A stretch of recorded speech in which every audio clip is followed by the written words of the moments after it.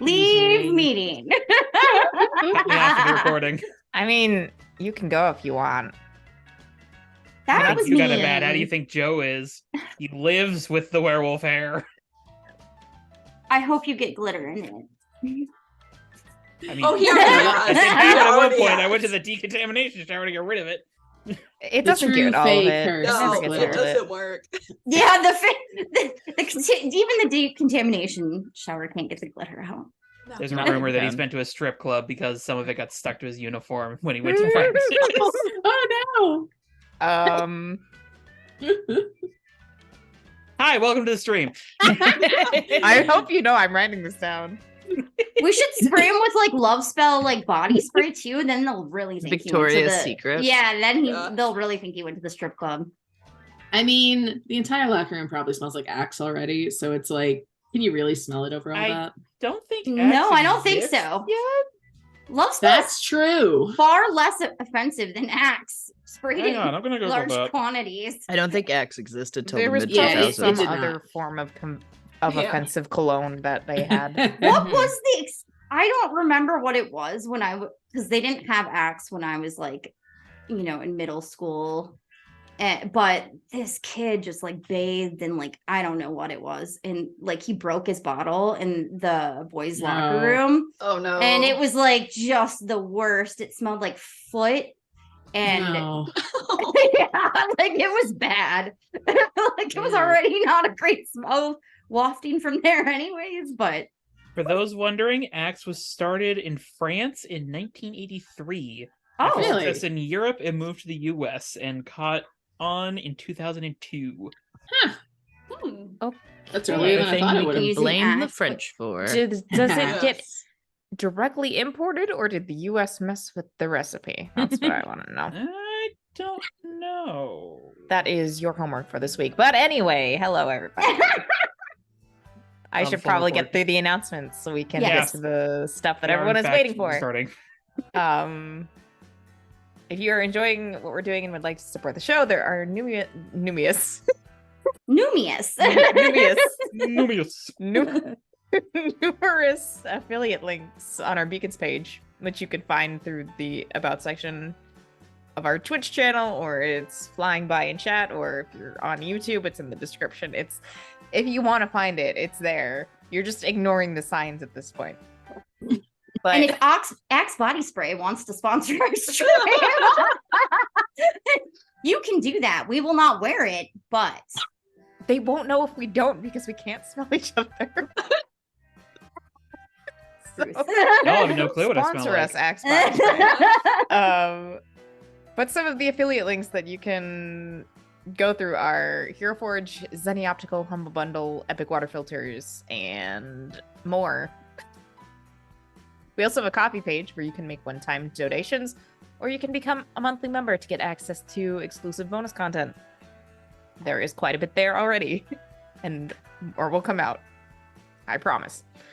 And then, of course, we also have merch, which Jenna is repping at the moment. So you can get stuff for your favorite character, you can get stuff for Jukebox Justice in general, or just Tift as a whole. Yeah, just follow the link to the Redbubble. It's super easy. We all know Redbubble, and it will ship directly to you. So, yeah. so we don't have to do any extra work. Yes. Yep. You can follow us on social media or join our Discord for updates and notifications about the show. And you can also follow us on Twitch to keep up with us and hop in and be awesome in general. We're working on branching out and doing other stuff outside of just our campaigns. So if you want to know when we're live, that's the best way to do so.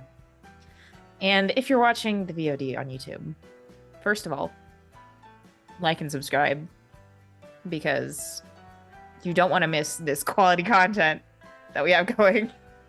And if you want to hang out and join in on the conversation, we do have weekly streams on Sundays at 7 p.m. Eastern. Yeah, that's all the announcements I had. I should have checked the calendar. I think our campaign will still be going when this video goes up, but we are currently sponsored by HelloFresh and have a code that you can use to get 60% off plus free shipping. So get yourself a nice meal. You still have to cook it, but they do all the hard work of like giving you the ingredients and the instructions. Yeah, if you hate grocery stores like me. Pretty easy directions to follow and very minimal cleanup. Yes. And if you don't hate grocery stores, you can keep the recipes for later. That is also true. You should just do that anyway. Unless you hate the Mhm. recipe, then give it to a friend. Mhm. Or Or an if you enemy. hate the recipe, give it to Or someone an you don't enemy. like so they possibly hate it. Give it to HR at your job. And barring that, give it to your dog. Dogs will eat anything. Give it to your dog. Only if it doesn't have ingredients that they're allergic Yeah. to, though. So anyway, let's go around and have everyone introduce their characters. And the question that I would like you to answer this week: what is something your character hates doing and why?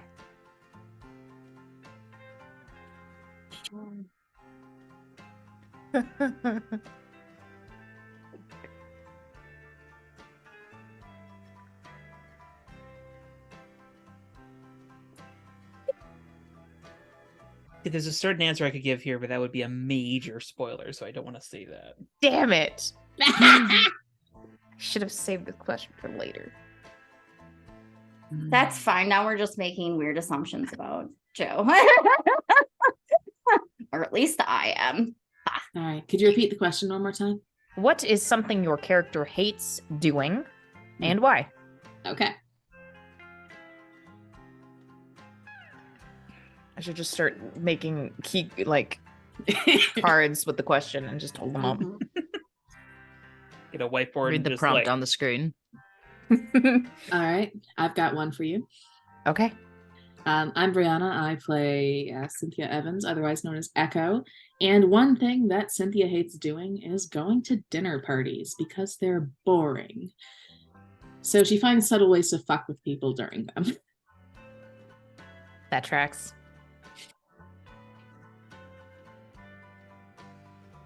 Well, Roxy's never been to a dinner party, but she would hate it as well. Or she You would would ha- love it. Hello, Mama DeMarco's dinner parties. What are you talking Well, about? that's the only that she thinks they're great because that's the only con she's ever been to. And Mama DeMarco has a flask that she fills our drinks up with, and we have a great time. You don't even need a flask at that point. There's just a punch bowl. Yes. Yeah. And it's definitely spiked. oh, you I'm said looking punch forward bowl. to this dinner party so much. What Yeah, did you yeah. think I said? I thought you said pottage bowl, and I was like, what? Okay. Look, I know I've been playing too much Stardew Valley, but come on. So, well, Mama DeMarco would also cause chaos at any of Cynthia's type of dinner party. So it would automatically become way more fun for her if Mama DeMarco came along. Yes. We should definitely bring her to one. This would make my life so happy. I need it in my life. All right. Anyways, Please. Roxy hates wearing dresses. Valid. Yeah. That's Valid. true. That's fair. And doing have math, one. but that's Um, obvious. I'm Maria. I play Elena, aka Easy Living. She hates baseball games.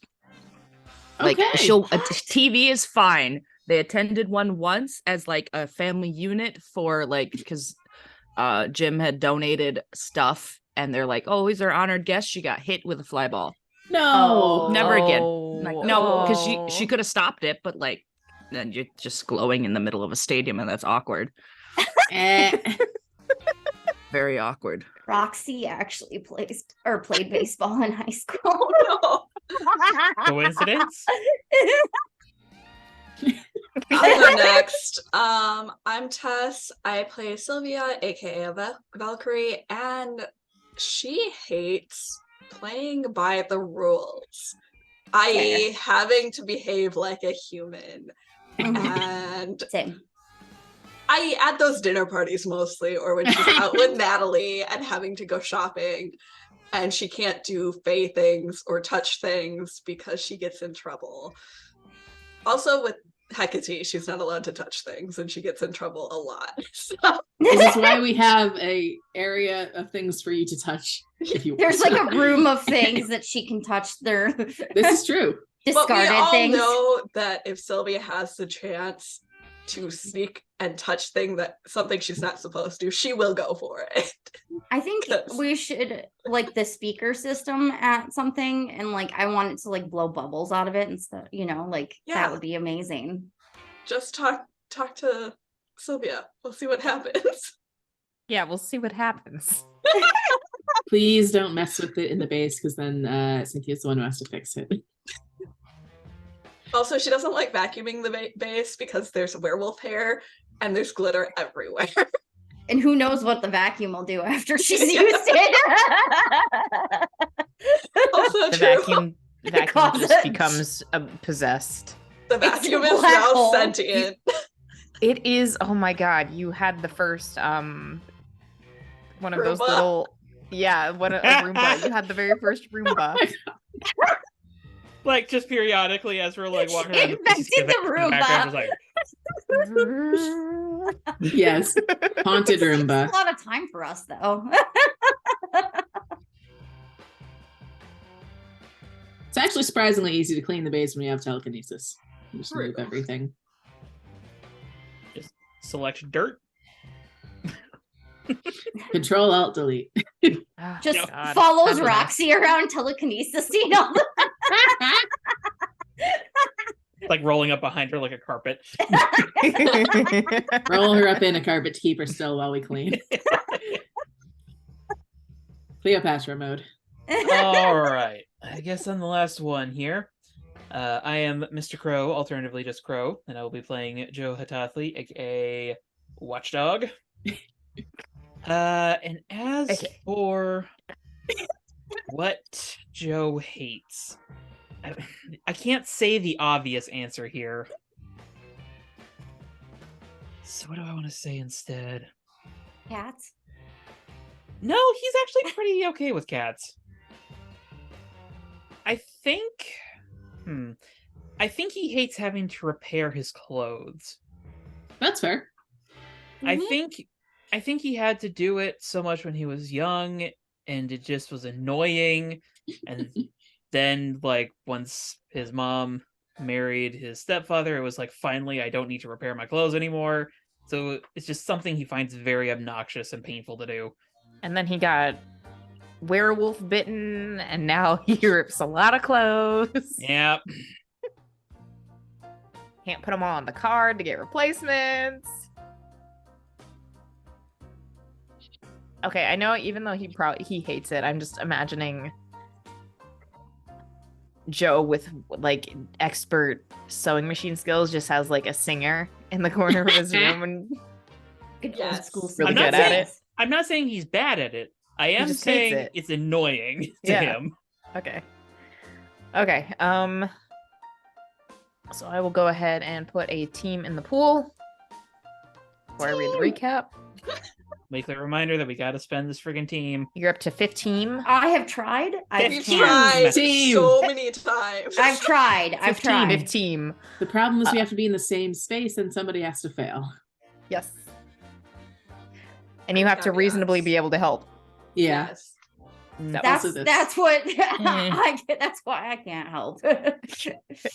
Anyway, previously on Jukebox Justice, as Echo and Valkyrie reached the junkyard, Easy Living disappeared in a flash of golden light from the back of Sylvia's bike. But the two of them didn't have time to figure out what had happened before Roxy arrived and Betty Crocker with Rampage and the leftover lasagna in tow. The four of them had an interesting conversation, learning about Rampage's history with World War II and the secret program funded by Halcyon City to create super soldiers by enhancing their pre-existing abilities. But the program didn't end well, as many of them were killed in the line of duty.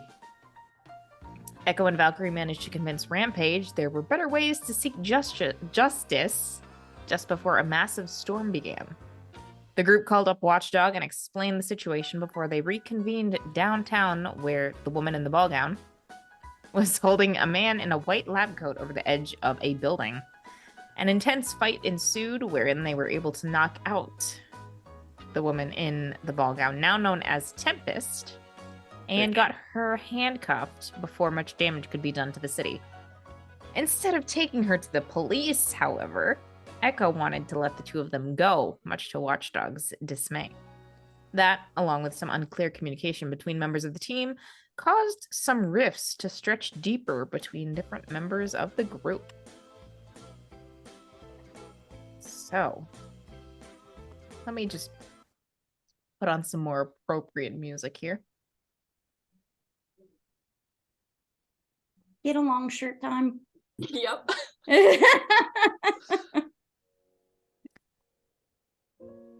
Not quite. So, it's the question that everyone's been eager to answer. Where is Elena? Where the she? I too would like to know that answer. Oh, also, isn't Roxy convinced that Bertram? Bertram is Bertram, like Loki. A serial killer? Yes. Yes. Serial killer, yeah. And that he's going to try to serial kill her and find out her secret because it would be difficult to serial kill her. Serial killer. He's just going to keep feeding her cereal until she dies. That might be a valid way. But Elena, you hear a faint crackling noise around you. The last thing you remember is being blinded by a flash of light that was on par with the typical glow of your powers. But your eyes are closed and your cheek is pressed against something rough.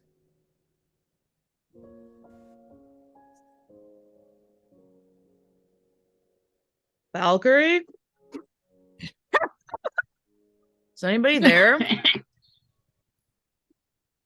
You do not hear a response from any of your teammates.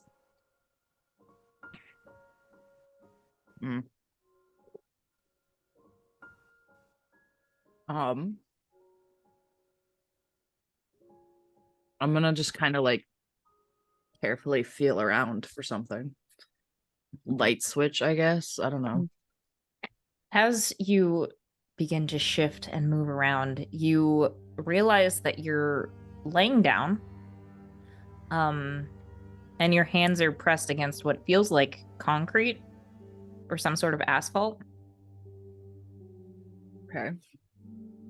Maybe we crashed the bike. I'm gonna activate my powers because I need some light. Benefits of having Well, glowing veins. I will say first and foremost, your eyes are closed. So if you want to try opening I your didn't eyes, realize Just that. open your I was eyes. unaware of that fact. I'm gonna open my eyes. Okay.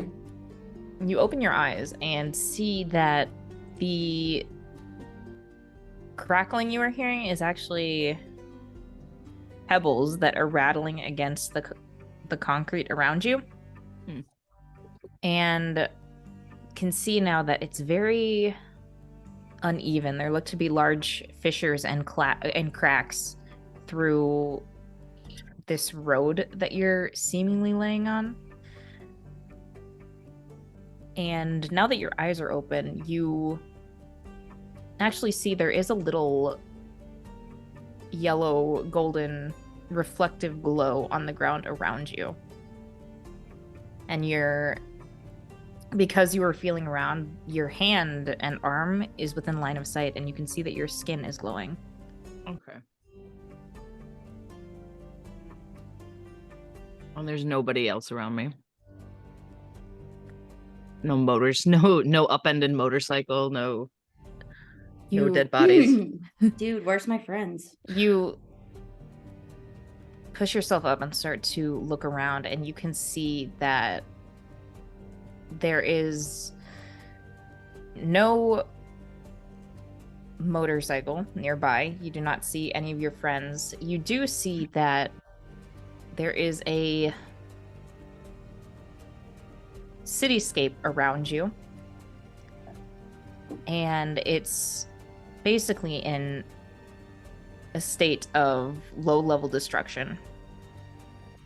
There are some buildings that are nothing but heaps of rubble. You can see that there is smoke rising from fires, and as you look up and look around, there are a few buildings, like entire buildings, that are slowly rotating overhead. Some of them are still in one piece, and another has been broken into pieces and is just retaining its shape because of the force holding it in the air. I did not do this. I mean, maybe. Calamity can't make things fly, so. Hello? Where am I? Oh wait, that's not my voice. It's fine. I have an accent, I remember. It's been a Try minute. again.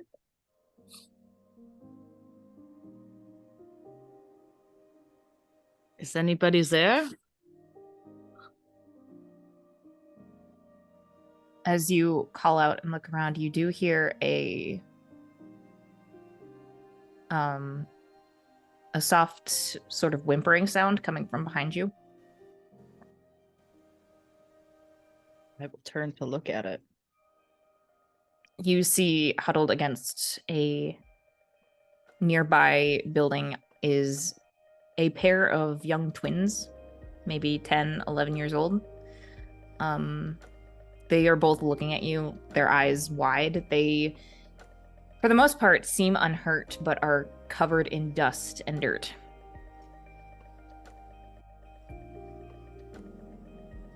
What happened here?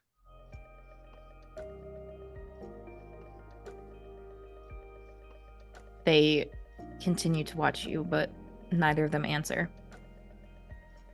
Just huddle closer together.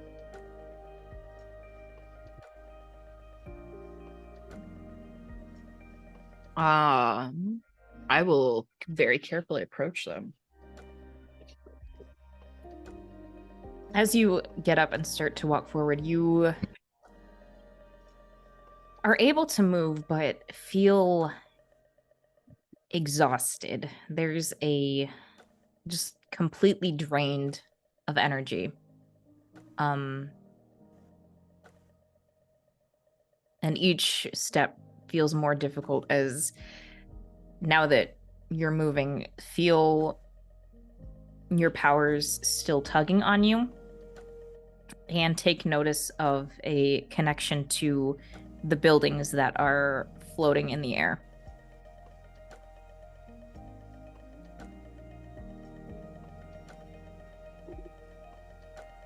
Can I stop the buildings from floating in the air? You can certainly try. How would you like to do that? I'm just gonna pick which one at random, the one on the left, and focus really hard to just stop it. Reverse its gravity enough so it stops spinning and make it heavier so it lands. Okay. This is definitely an unleash your powers. Yeah.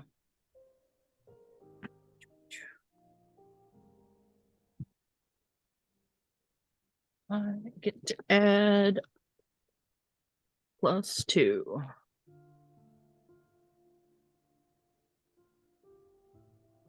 I got 8. I got a 10. Good job, cheese dice. Woohoo! Cheese dice. Cheese dice for the win. Yes. You stop the rotation of, we'll say, the one of the buildings that's still in one piece, and carefully lower it to the ground. And as you do so, feel very much like a bit of the strain has lifted, even though it hasn't diminished the exhaustion you feel. Okay. So I am keeping these buildings up. But I don't know it. That's Okay, that's new. Are the kids still sitting there? Yeah, they are have their arms wrapped around each other, are watching you and are pressed against this building that they've taken shelter against. And that building's not flying or in No. peril. There's Okay. It looks like something impacted the top of it where there's some like a hole in the side of it, but it doesn't look like it's in danger of Okay. collapsing. Well, they won't come near me and they seem like they're safe. Does this place look familiar at all? Is this did we blow up the city on accident? Oops. It bears similarities to Halcyon City, but there's still something off about it. You don't entirely recognize it. Okay. I'm gonna try and stop another building. Okay. I will feel less tired if I stop unconsciously using my powders. 12. Okay. Do you want to put down the one that is in one piece or the one that's just being held together by gravity? The one just being held together by gravity. Okay. You stop the rotation and lower this building and upset a dog. I'm upset, Precious. I picked the wrong building. No. Precious disapproves. Carefully lower this building into a pile of rubble.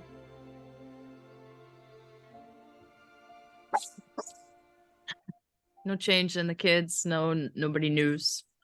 Swooping in. No what swooping in? Nobody new is swooping in.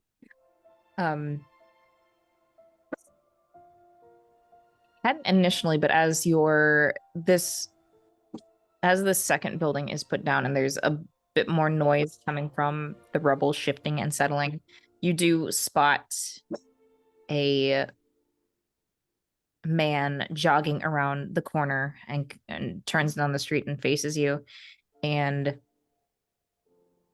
you can see his eyes quickly going from you to the kids that are huddled against the building, and he gets a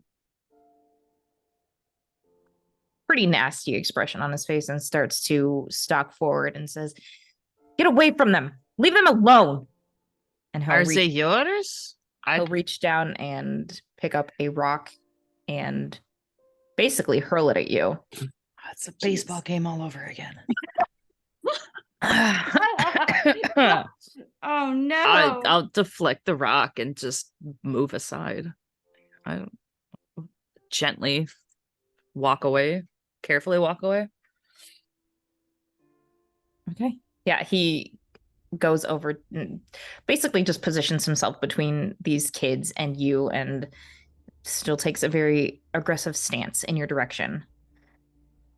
Why are you being so mean? What happened here? I brought 2 of those buildings down already. Happened here? What the hell are you talking about? You did this. That doesn't sound right. I just woke up here. I was on the back of the motorcycle and here we are.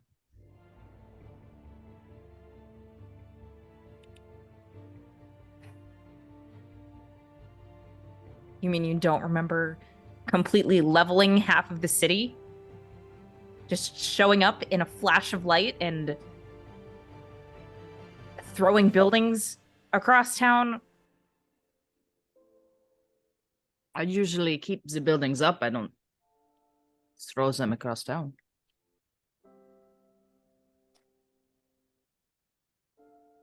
If I leveled half of the city, it was not on purpose. I can promise you that. Somehow I doubt that. And he'll pick up another rock. Crush his head like a grape. He'll pick up another another Easy rock. Living's villain arc. Oh my god. I mean, But he perhaps does- the result of it. He doesn't, Bad guys. He doesn't throw it yet and just says, "Get out of here, you freak." And he will try and shift your labels. I'm gonna make the rock heavier, so he drops it. Okay. Well, first, he's going to try and shift your freak up and your mundane down. Okay, well, Amazing.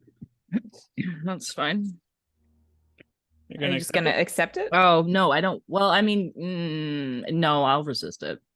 Okay. All right, so that's just a straight roll then. I don't get to add any of my super cool. No, I Nope. think you add all your conditions. There's exactly what I actually looked through this whilst we were taking a week off. There's exactly one way to get any sort of bonus to this, and that is to be a delinquent. Oh, interesting. I mean, figuratively or literally? Because No, like the playbook delinquent. 11. Mary Contrary or something. Okay. Yeah, exactly. Hey, I can take that so- one. On a 10 plus, choose 2. Which one? Their condition, shift one label up and one label down, your choice, or cancel their influence and take +1 forward against them. I'm going to cancel their influence, and I will clear my afraid condition. Now she's Okay. pissed. I was already angry before, so we're gonna keep that one.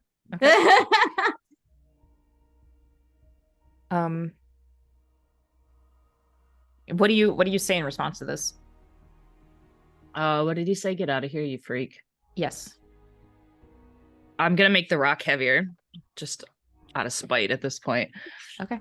I'm not. You- I'm it's not just a gonna s- say anything else to him. It's just a single rock. It's easy enough to manipulate with your powers, even as you feel this exhaustion pull at you. But he starts falling to the side and then stumbles a bit before he lets go of the rock and regains his balance. I'm sure at some point Grandpa Les has told us if you have nothing nice to say, you're better off saying nothing. I have nothing nice to say to this man. So I'm gonna make him drop his rock and I'm gonna leave. Okay. Aw. I love Grandpa Les.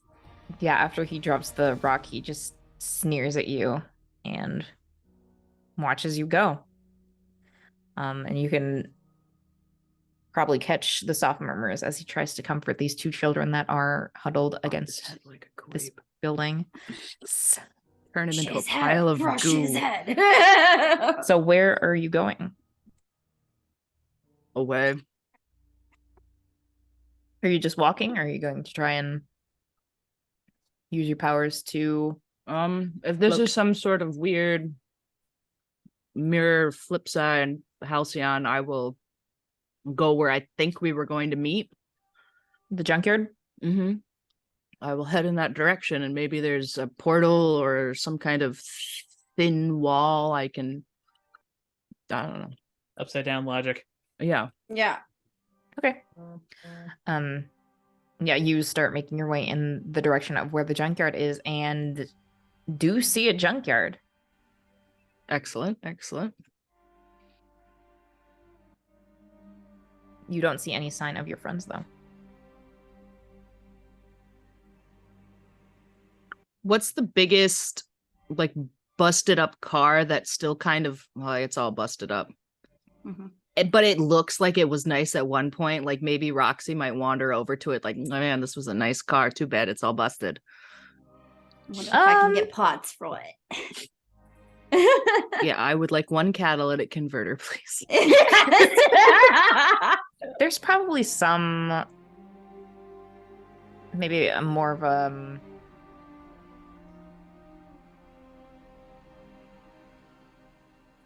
I don't know cars. You can find one, a nice old like roadster or whatever. I'm gonna write on the dust help. And then I'll sign my name. Easy Living or Elena? Easy living. Okay. With a heart. No. On over the eye. Yeah, Yes. that's Aw. adorable. And after you do that, what are you gonna do? Wait. Hopefully they will come and help me. Okay. You can sit down and lean Unfortunately, against this car. unfortunately, the butler has already killed me, so You Or were fed you safely cereal. dropped off at the penthouse. I Okay. dropped off. But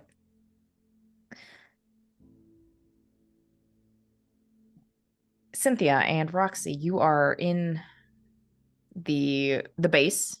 Mhm. Roxy has just passed out from panic and exhaustion. Panic, anger, and Yeah. exhaustion. Frustration. Oh yeah, I'm not. Cynthia puts a blanket over her, moves her to the couch if she wasn't already there, and goes back to work. Okay. And I believe you were researching Elena's power set. Specifically, I want to say, okay, so I'm trying to finesse this for been reading the files since I'm semi-familiar with her power set, but I'm not familiar with her disappearing. Okay.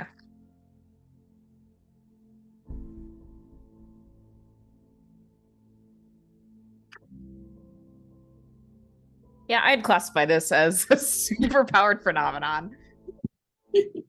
Very All right. obviously. You know, maybe a little. It's probably the most explicit phenomenon of a superpower we've had thus far. And literally reading the files. Yes. Yeah, let's see here.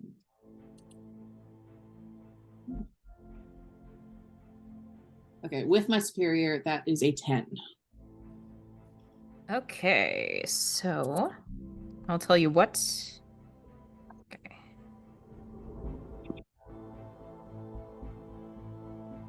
Oh, okay. I think we've not been doing this entirely correctly. Because on a hit, you're supposed to tell the team one important detail you've learned, and then I'll say if something is different from what you remember. Okay. Where instead, I've just been telling you something. Huh. All right. So, We can we're also learning. have house rule it the other way if you prefer that. I can work no. with either. I'm fine with doing it this way, unless you just don't have any ideas. Which is, if you don't have any ideas, then we can just make it work. But I guess this is the question of how comfortable are you with me messing with your lore? well, Yeah. the Because thing I know is, you can mitigate it by telling me things are different, but that gives me a really wide latitude to just add things. I mean, you're only establishing one detail, so it's not like you're affecting everything. So I'm fine with that. Besides, Okay. you might suggest something really cool, and I'm like, now I can twist it this way. Werewolf warehouse. Well, the one I had in mind was that Elena's not the first person to have this power set.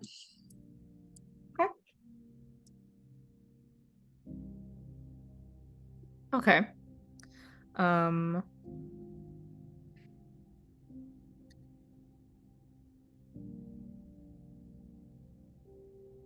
Elena's not the first person to have this power set. Create us an NPC.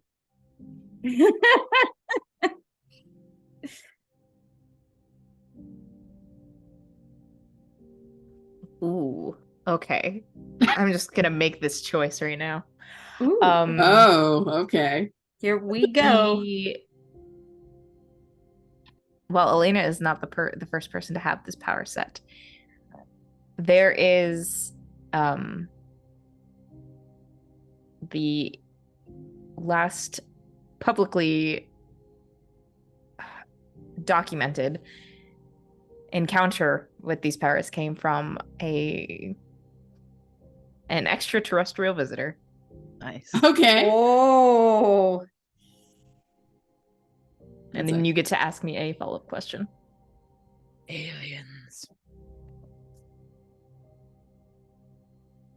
It's fine. One sec. We're really in a superhero setting now. We've got a fairy, a werewolf, and now aliens. And possibly something else. Who knows? Elena's somewhere.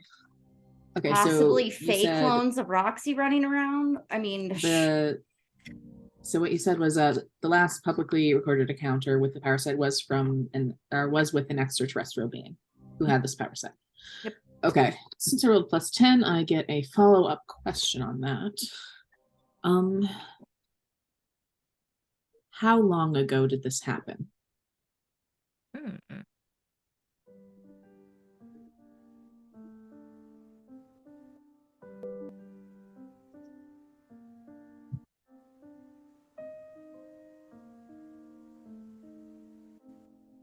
10 years ago. It's been a decade. Okay. Oh my gosh, was that Elena's real dad coming to visit?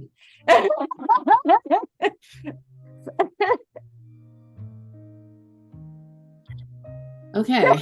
Charlie's like writing this down. Given this information, I'm gonna see if I can keep digging into this last encounter with this extraterrestrial. Okay. You can most certainly get to work on that. Lots of coffee. Yes. Yeah, Roxy made coffee before she passed out. Yeah, I was gonna say, She is did. how long is Roxy gonna be out? I mean, like, I feel like she's like a sound sleeper, but I also feel like she probably, just because of her, I don't know, altered genetics. I don't know how this all works, but she probably doesn't need to sleep as much as the average human being. So I'd give her like 4 hours of like she's out to the world. Okay. And then she could probably be woken up if there's like a loud noise or something. I don't know that she'll like want to wake up on her own, but you know. Yeah. And does Roxy sleep talk?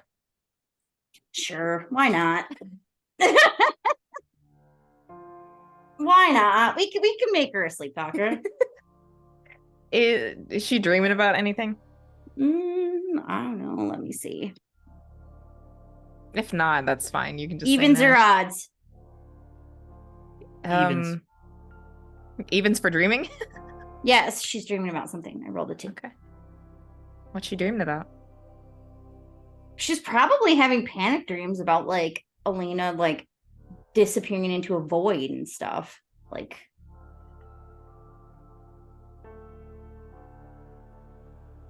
Okay. or like being kidnapped by evil scientists that are going to do experiments on her.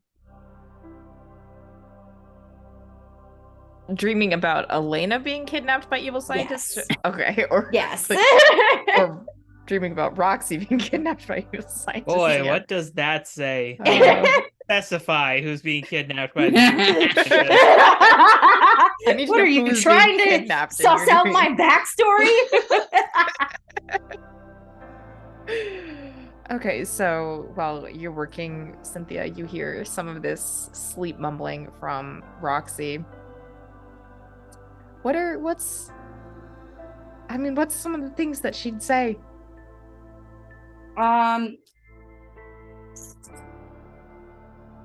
So she would probably be like looking for like Elena. So like, you know, easy living, where are you? But it's probably like mumbly, like blah, blah, yeah, easy living. Where are you? Lasagna. Easy living. Garlic bread. We have lasagna. Comfort cabs. You How about forgot your your good emotional wines? support garlic bread. Gus. And then, you know, like maybe if she is actually dreaming about like scientists, she's probably like Lizards. inadvertently saying some names of baby scientists that she knows of somehow. Wait, did you say baby scientists? No, maybe scientists. Okay. If there that are makes more scientists- sense. Welcome Are to the they world of baby scientists genius. No, who are yes, babies, they or are are they babies, scientists who and that makes study them babies? terrifying to Roxy. Yes. Do you have any idea how far she could throw a baby? Yeah. Way too far. And you're not supposed to do that. So that's scary. Conversation got weird. Okay.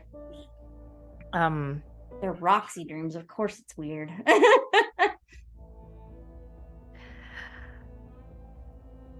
Elena, you are sitting against this car, waiting, and you hear the faint whisper of Roxy's voice calling out for you, saying, Easy living, and talking about comfort carbs. Where you forgot your lasagna.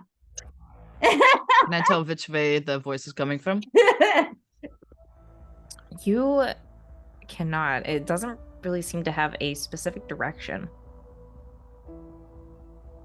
It's all in your hand.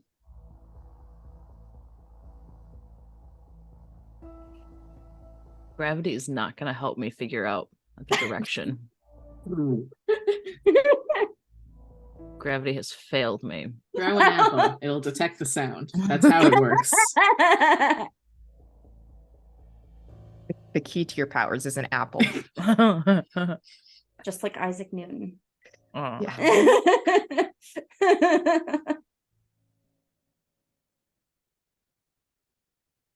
What am I gonna do? I'm gonna start looking around for Roxy. Okay. You Calamity? Do you have lasagna? Always. Oh my god. Or like, chicken parmesan, or like,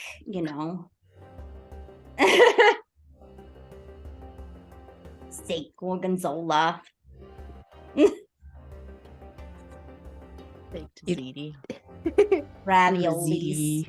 Yeah, ziti, baked ziti. you Manicotti. don't see Roxy anywhere.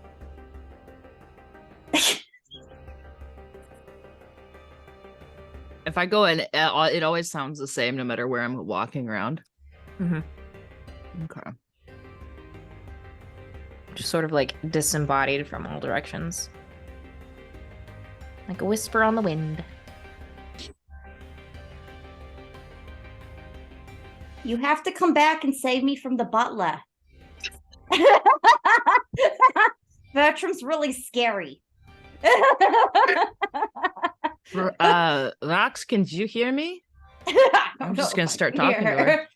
You don't hear anything in your dream. Okay. Damn it.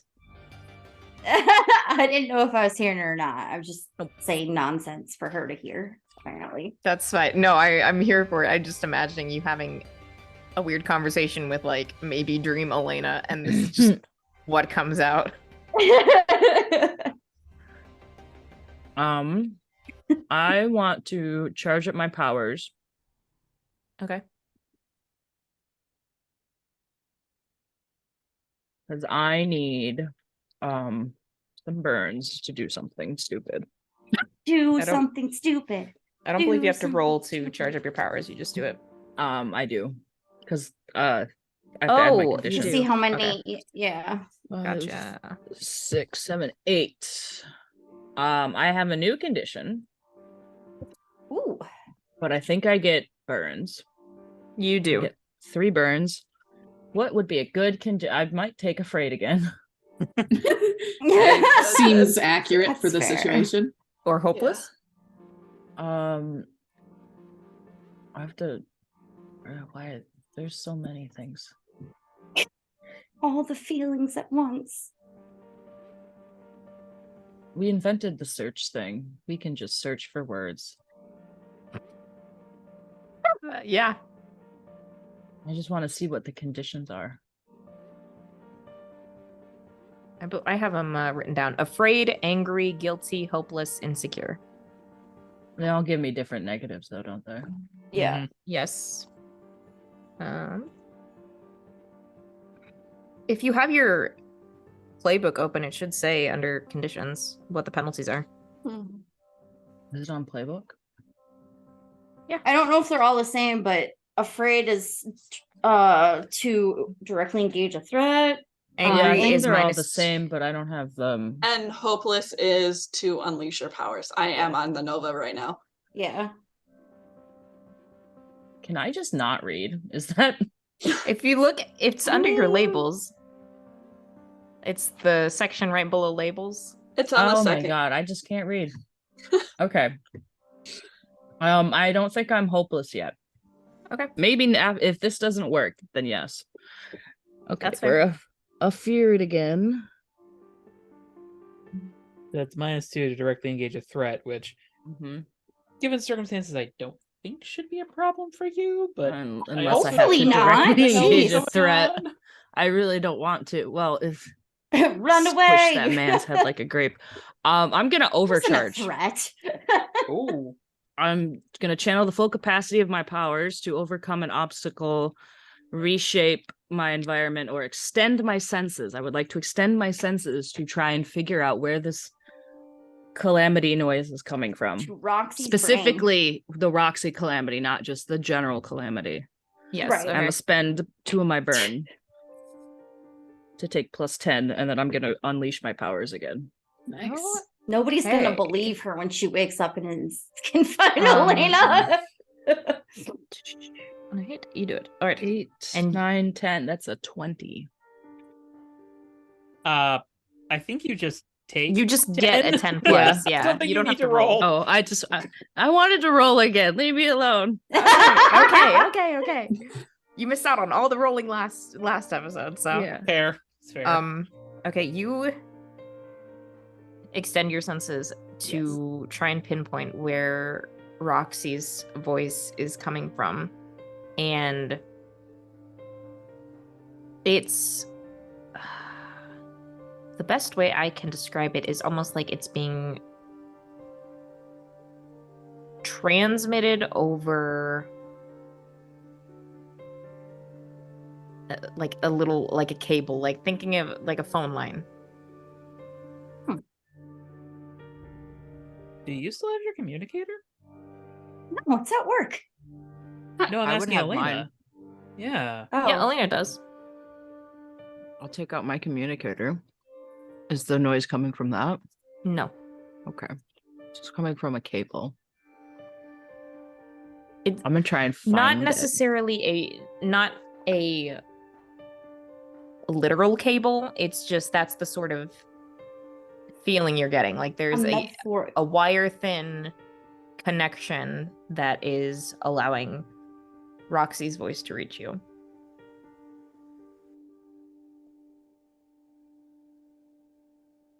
It's got a cup attached to it, and there's another cup. Just follow the coffee cup. string. I'm Yeah. gonna try and follow the connection back. Okay. How are you going to do so? Are you going to sit down and just focus on it and meditate? Are you going to walk in a certain direction? We'll try meditating first. Okay. That might be safer. Go ahead and roll to unleash your powers. Okay.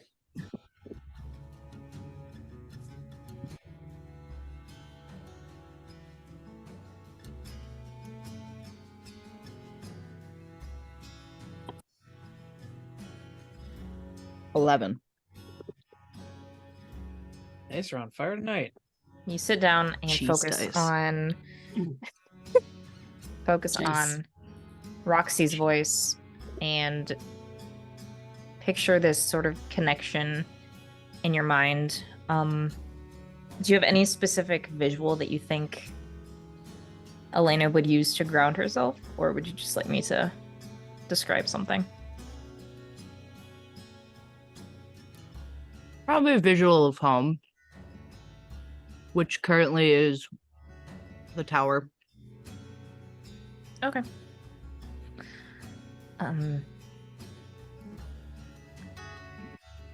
So I'd say just it's almost as though you're either being driven in the car to the tower or walking along the sidewalk as you see it approach, using your key to get inside and taking the elevator up to the penthouse or down to the base. And as you watch the floors pass, the little indicator just, ticking past each floor as you go by. The bell dings, and as the doors slide open, there is a bright flash of light. It feels like there's some sort of mental connection that is being broken. It's like a twig snapping, basically. And when you open your eyes, you see that you are currently in the junkyard, sitting on the ground, but the sun is cresting over the horizon, and as you inspect the car that you've been leaning against, you do not see the message that you wrote. Not like a mirror universe. Okay. Nothing's this world The isn't future. It's not broken. It looks normal. not broken. Okay.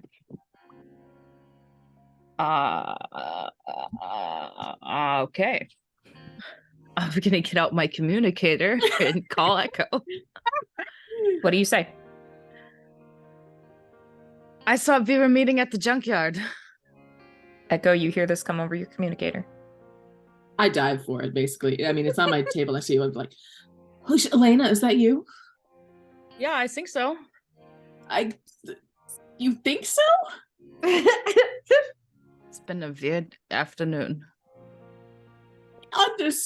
Understatement. It's been Yeah. like 8 hours. I don't know how time works. Where are you? Like, not for you, for Cynthia. It's been 8 hours. Loosely aware of how time works as a person. Where are you?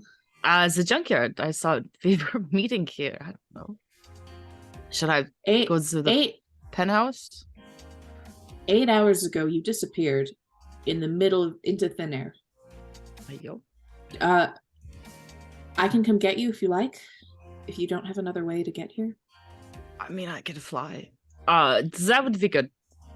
Because I think the rest of this conversation should be in person. You do Okay. feel kind of exhausted as well. Okay. I'm coming to get you. Puts down the communicator. How long's it been since Roxy passed out? Looks like 2.5 hours. All right. I'm gonna go over where she is and see if I can wake her up without being too obtrusive. So, Roxy. Yeah. I got Elena- the cubs. It's fine. Elena seems to have reappeared. I'm gonna go get her. Do you want to come? Cops. Yeah, but like I don't have my bike or my car because Bertram took my car hostage.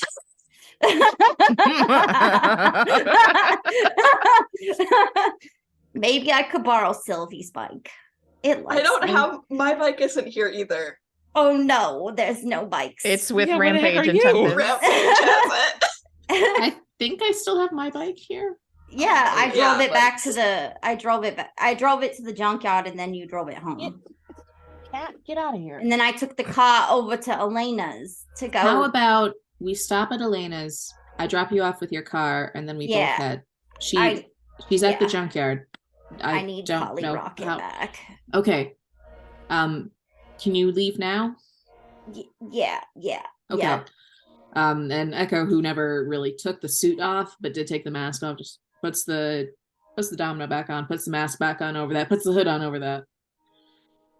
Roxy's hair is like it was like in a high ponytail, but now it's just like a side ponytail and it's like falling out. And she's still wearing like the all leather outfit, and she just like puts some sunglasses on and goes. Okay. Looking a hot mess. Hi, All right. Blondie. You're As so round. you two take off, we should probably see what no, she's a boy. Sylvia and Joe are doing. So, Sylvia, you've So- been stuff. in. My question is, do I get back okay? Because I was about to say, where have you been? Well, I want to know In what's the going Fey on realm, in the it's portal. fine. In So, the portal. It's fine. Don't ask um, questions. NBD. Yeah. You have gone into this portal. Is it like just a way of communication? Are you physically going back home? I'm physically going back home because I don't want anything to get lost in communication or people trying to intercept. Make assumptions and then come Yeah. over? Okay. Yeah, I don't want to put the rest of my team in danger at this point. Okay. As you step through this portal, please set the scene for us. I think it's probably like old growth forest, like ancient trees and like all manner of like shades. So it's not just like your typical greens or anything. You've got your like there's like pinks and purples and like yellows and stuff that and you can see like there's probably other little portals in the area too that you can kind of see like where fairy rings exist and some poor mortal steps through by accident. But this is like just a sort of general landing area. Yeah, this is one clearing that is kind of a landing area. A airport. Okay. Yeah. A Fayport, if you will. Yeah, but except I don't have to go through Fey equivalent of TSA because You have a fast pass. yes, I have a fast pass. TS Faye.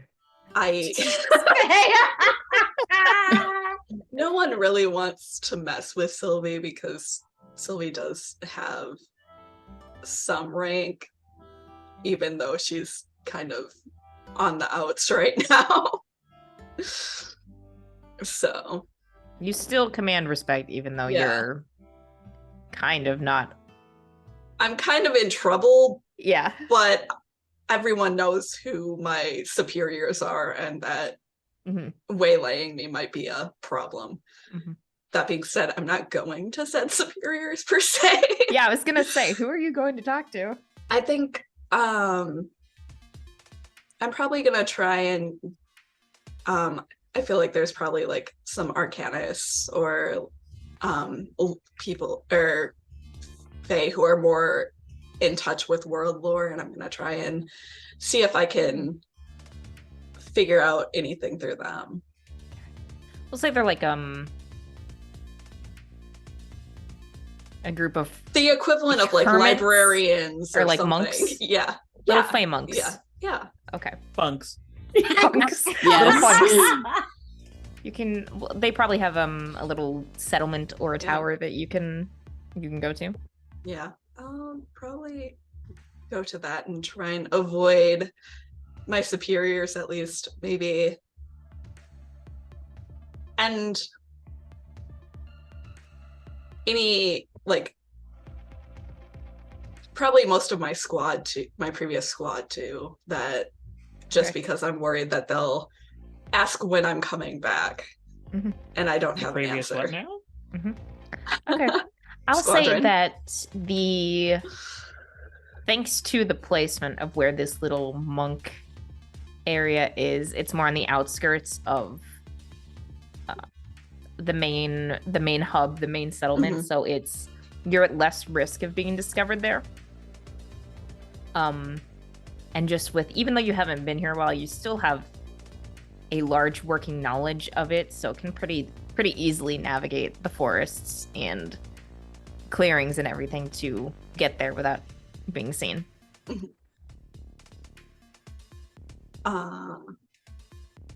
So I'll definitely try and sneak in or like duck in when no one's really looking and hope that no one's taking note of who necessarily is skulking around the area. Okay.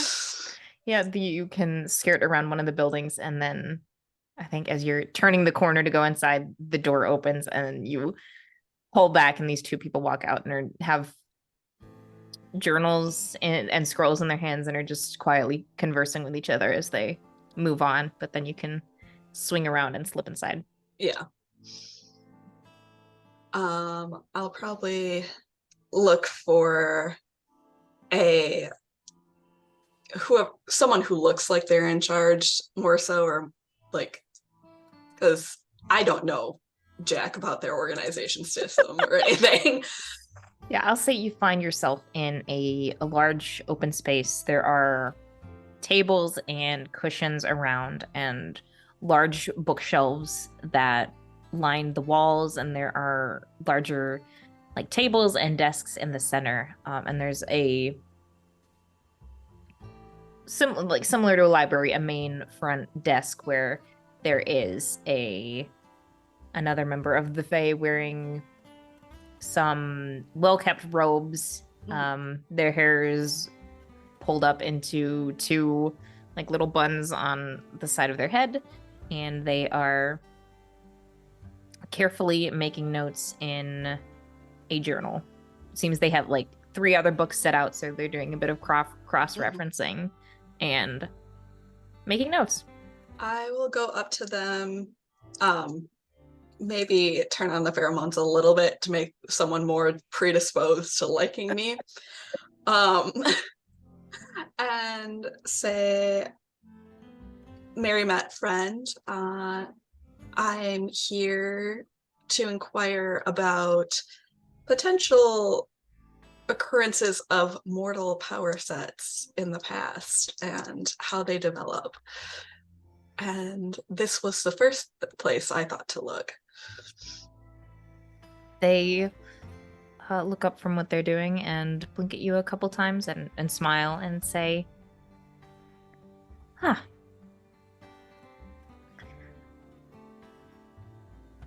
Well met this morning.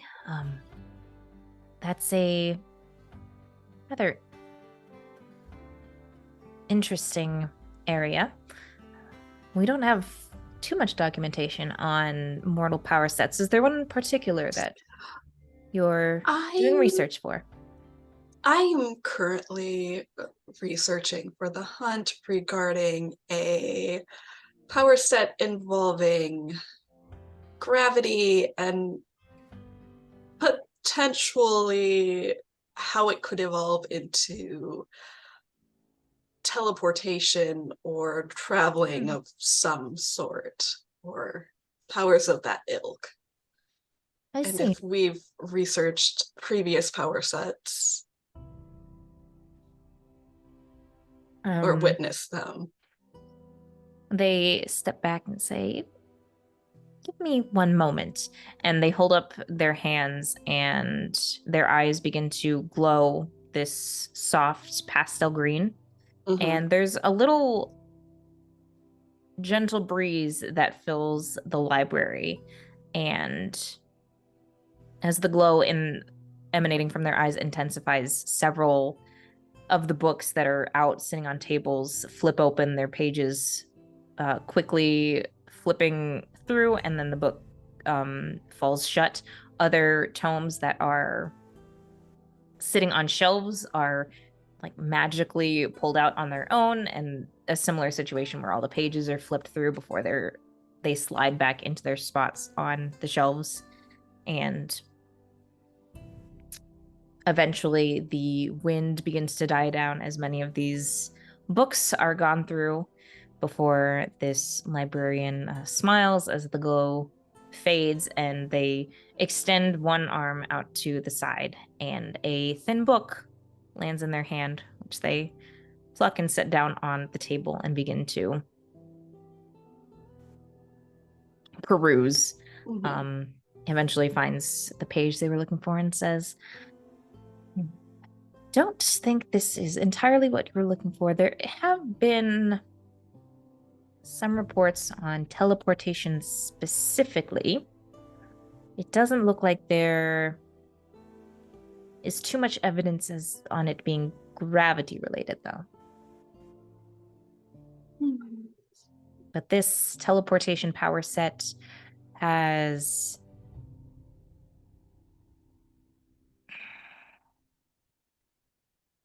it seemed it was very easily used for short distances, kept to one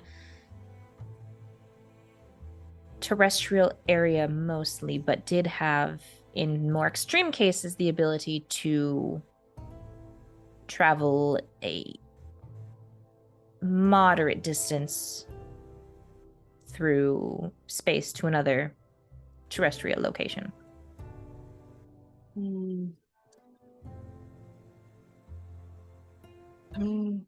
I don't think what we encountered was short range, unfortunately.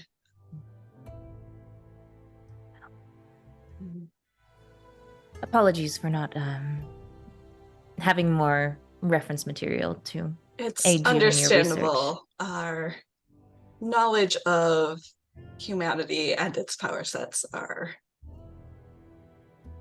quite lacking, and that's part of my mission as it stands, to investigate how humans have developed and if they are becoming something that we should be concerned about.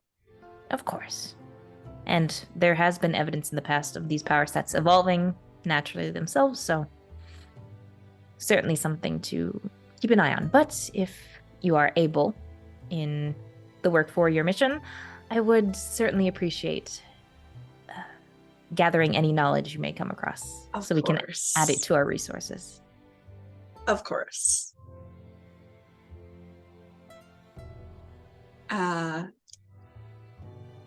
She's not going to thank them because thanking a Fae is a bad idea. I appreciate your assistance, and I will take my leave so you can get back to your research. And I think she'll wait to ensure that there is a dismissal and that she's okay to leave. And then she'll try and get back on her own without drawing attention. Yes, they do nod and give you a parting greeting, or a few parting words, and we'll actually turn and start to float the tome they've been looking through back towards its empty spot on the shelf, and you can leave. You can depart. As they do, I think Sylvia is also going to take a note of where that tome sits on that shelf. Okay. In case, making the connection that is a human power set tome, and it might be useful at a later point if necessary. Okay.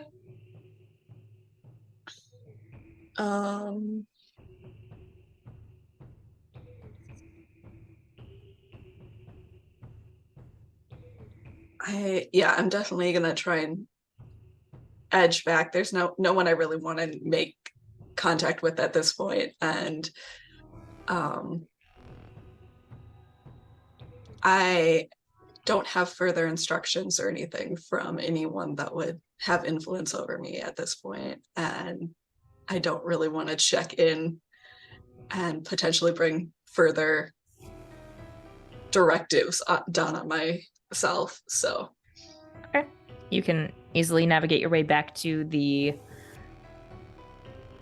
Fae port and go back through the portal that you came through, and can return to your room in the penthouse. But before we go too much farther with that, Joe, you have practice this morning. Oh no. Oh yeah. Surprise. Surprise, you didn't sleep, you're exhausted. Yeah. So I can't imagine, like, maybe hour before practice, Joe's like reading and rereading the letter he just put together, sort of obsessively looking over, Scrutinizing every word again. Yep. And again. And again and again. And Eventually, he just kind of takes a deep breath and puts it into an envelope.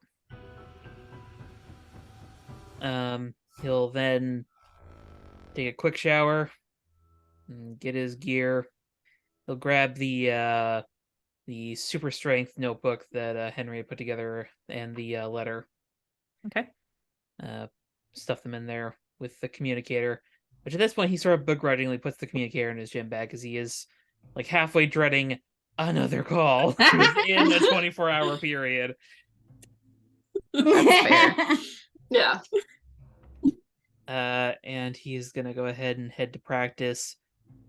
despite attempting to clean himself up, he does still very much look like he has not slept and has received a heavy dose of physical exhaustion. Would you say he's early, on time, or late for practice? He is on time, which I'll say is actually unusual for him because he's usually a few minutes early. Okay. Yeah, as you head into the locker room, I think not too many of them pay close attention, but I think a couple of the guys look up at your entrance and pause like for a half second before they keep dropping on their gear. Mhm. The one person who does watch you a little bit longer is Reyes. He just raises an eyebrow, but doesn't say anything yet. Romance. I'd still give him a courteous, like, good morning wave. Scoffs and rolls his eyes. Head to my locker and start getting suited up. Okay. A lot of the other guys get probably finished up as you're nearing the end and start to head out to the field. Probably one or two of the usual people who are running late rush in and start frantically changing into their stuff, but you can get the rest of your uniform on and head out to the field. I feel like quarterback mode is sort of kicking in finally for Joe, and as those two guys are coming in, he's like, "You're late, Bendis, again." Sorry. I'll be on time next time, I promise. Let's get suited up and get on the field. You got it, man. I'll hustle out myself. Yeah, a lot of the other guys are already out there. A few of them starting into some of the warm-ups. Not quite as like serious as when the coach wrangles everybody, but loosening up the muscles, getting the blood flowing a little bit. Early stretches and whatnot. Mhm. Joe will join in, and of course, if the coach is not present, sort of take command and start organizing everybody as best he can. I imagine he is groggy despite his best efforts. Yeah. We'll say that the coach is present, but is focused on finishing up the day's practice plan. So not in a point where he can manage two different things at once. So Yeah. You've seen this before. It's happened. It's not uncommon, and you can easily I imagine there's like a take silent charge. understanding between the two of them that like until he's ready, Joe's in charge. Yeah. But you can get everyone lined up and start going through some warm-ups, dynamic stretches, light jogging, those kinds of things. And by the time you finish that up, the coach is ready and comes out and sort of takes command like that. Just barks orders.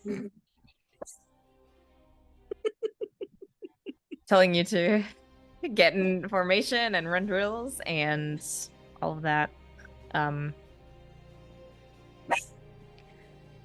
Does Joe lag behind?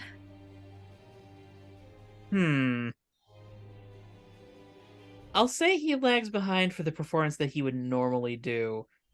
Because the whole, werewolf situation does mean that he's generally slightly ahead of the pack, even if he is trying to hold himself back. But he is not 100% right now. I feel like if anybody that wasn't actively involved in the team saw him, they'd be like, "Oh yeah, he's keeping pace." Anybody who's actually part of the team is like, "He's keeping pace. What's wrong with him?" What? Okay. So we have you're not on great terms with Reyes, but is there anyone you're really decent friends with on the team?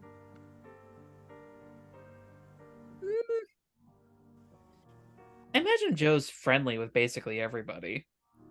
As for a specific friend, I didn't have anybody specifically in mind, but that wasn't a part of the 63 pages.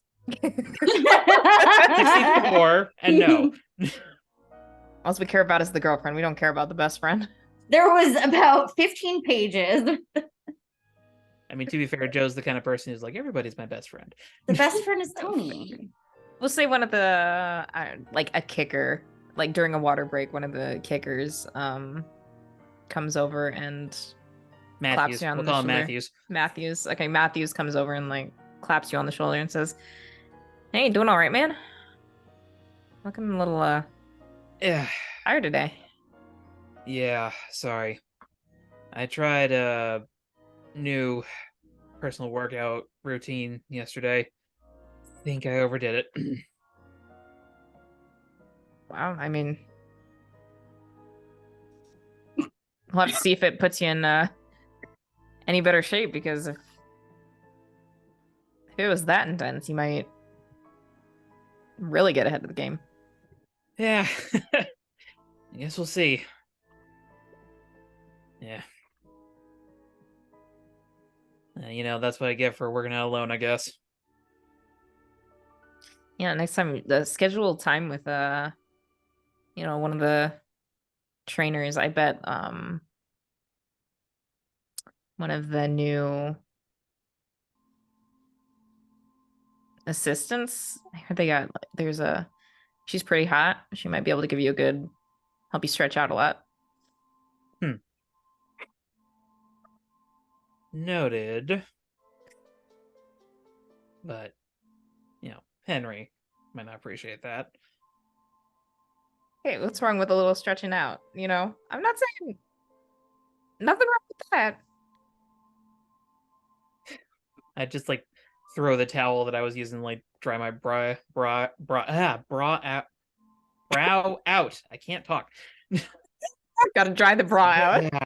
No, brow. That happens, Free of the titties.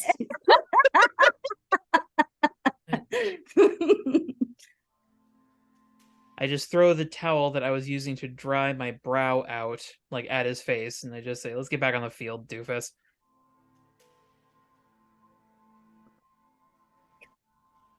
Sure thing, Captain. You can get back to practice.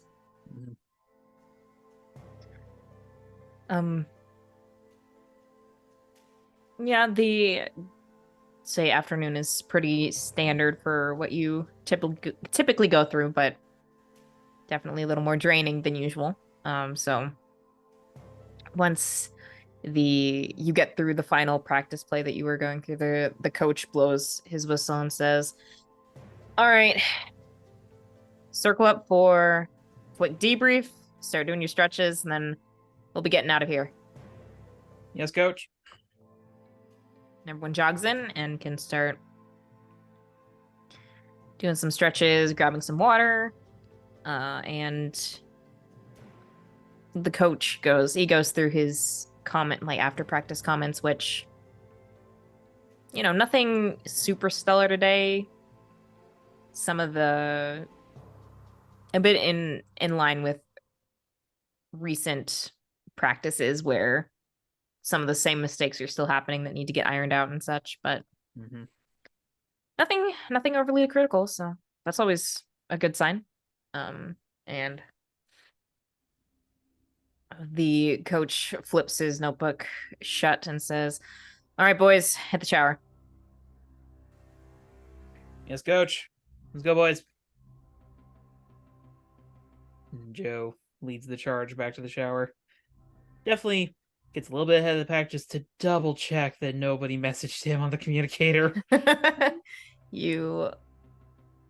Well,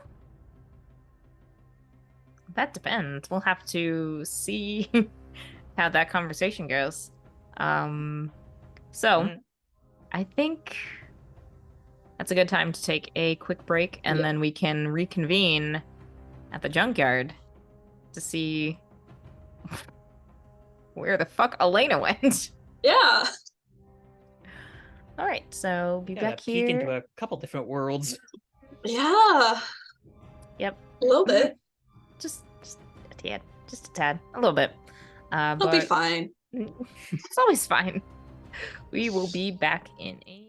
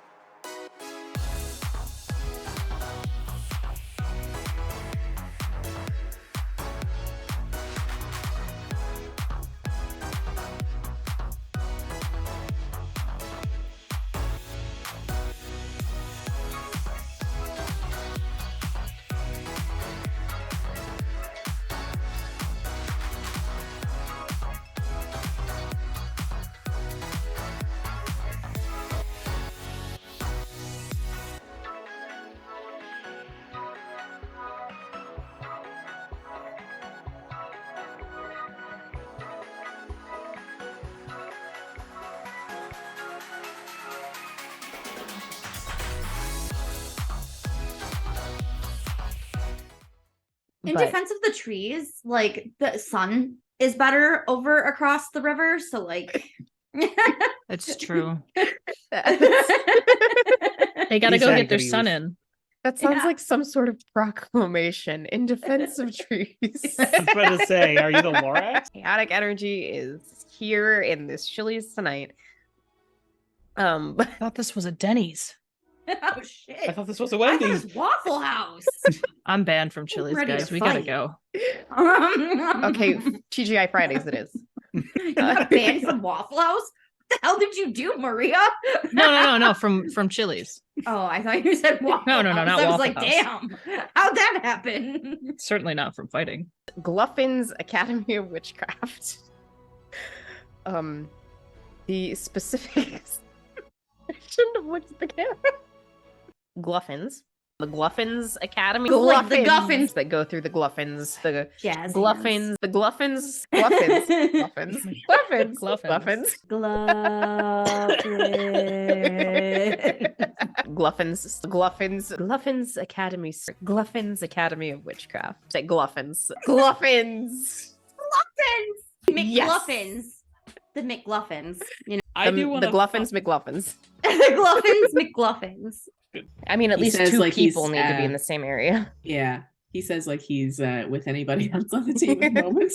He's got a hot date with his bed Yes. because he got an ass whooping. that. The way you said that was. I don't know. My the other person thought that implied something a little strange at first. He's gonna be Fine. with his Me, bed ignore me. all night long.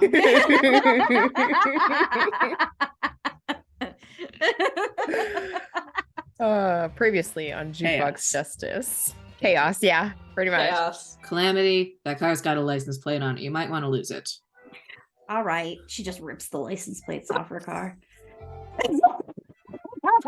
Well, that's one way to solve that. It is a solution. Is it a good solution? Probably not. It's a solution though. I was gonna recommend we take the bikes rather than the car, but sure. It's just like holding the whole fender. Reattach that later. Since I can put it bikes back are a on little bit later. more maneuverable, and yeah. All Dealer's right. choice though. I'm taking the bike. That's Someone fine. wants to ride with me, you're welcome to. Call Hecate. Tell her it's code Charybdis.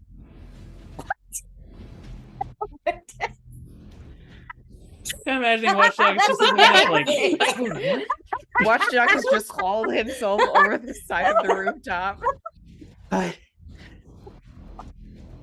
That's amazing. What you probably see is Echo like hands on this lady's shoulders, staring into her eyes, which are not seeing anything, and just like focusing, and the wind is kind of like there's wind against wind, so it's like weird as hell, but nothing's getting thrown. all right.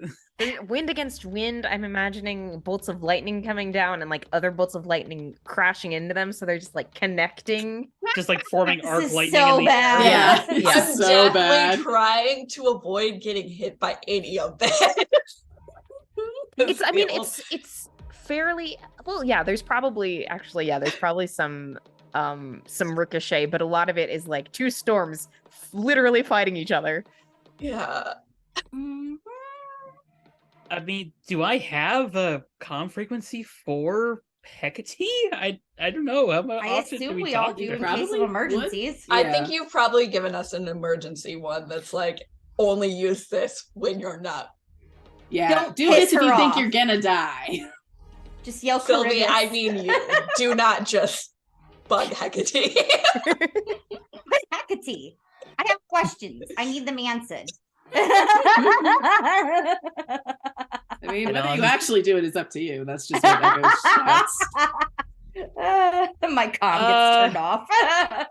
No, yeah. At this point, Watchdog is like partially deep fried by lightning. His Uh, little hairs are standing on end. Oh yeah. Nice Um, fire roasted hot dog. Oof. Oh. Probably hauls himself onto the roof and just like slaps his communicator on and just like punches it on to Hecate's channel. message from Echo. Code Caribbean or something. I don't know. Help needed. You hear a scream in the distance. Oh my god!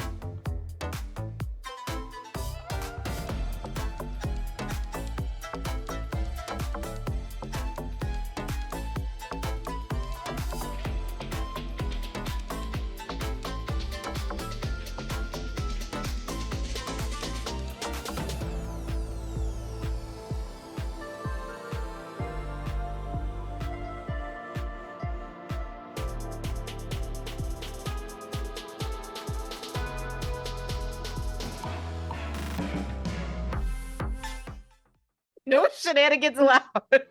None at all. This is That's a unfortunate. shenanigan-free playthrough. Jesus.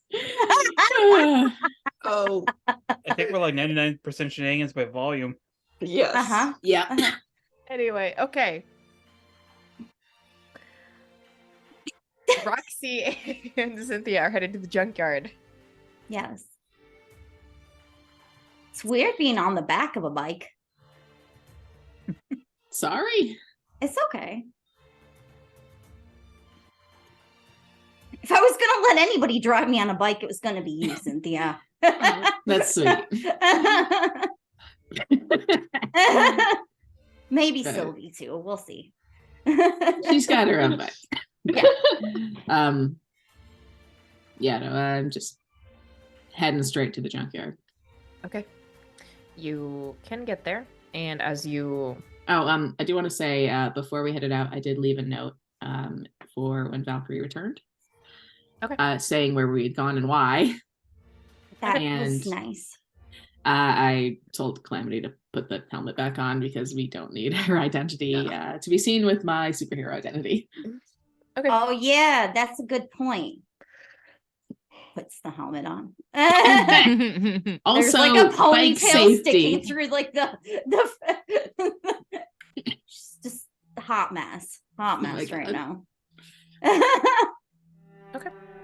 You do that and can head out and get to the junkyard as you turn the corner and pull in and start weaving through some of the broken down cars and other stuff that's just been left here. Eventually do swing around and spot Elena hanging out next to a car.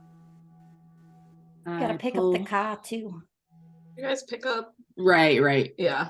Let's just Oh yeah, we speed run that. Roxy avoids the butler at all costs and just finds her car and Yeah, I mean, you Takes it. had your keys on you and Yeah. it was just like parked in the drive. You can just Yep. get it. uh-huh. I'm gonna say Echo let Calamity off a fair distance. Like not a long way, but like out of sight from like the That's main fine. She's a good runner. small estate. And then head to the junkyard while Calamity reclaimed the car because yeah. 3 miles later running because, the state's small, but not that small. On your left.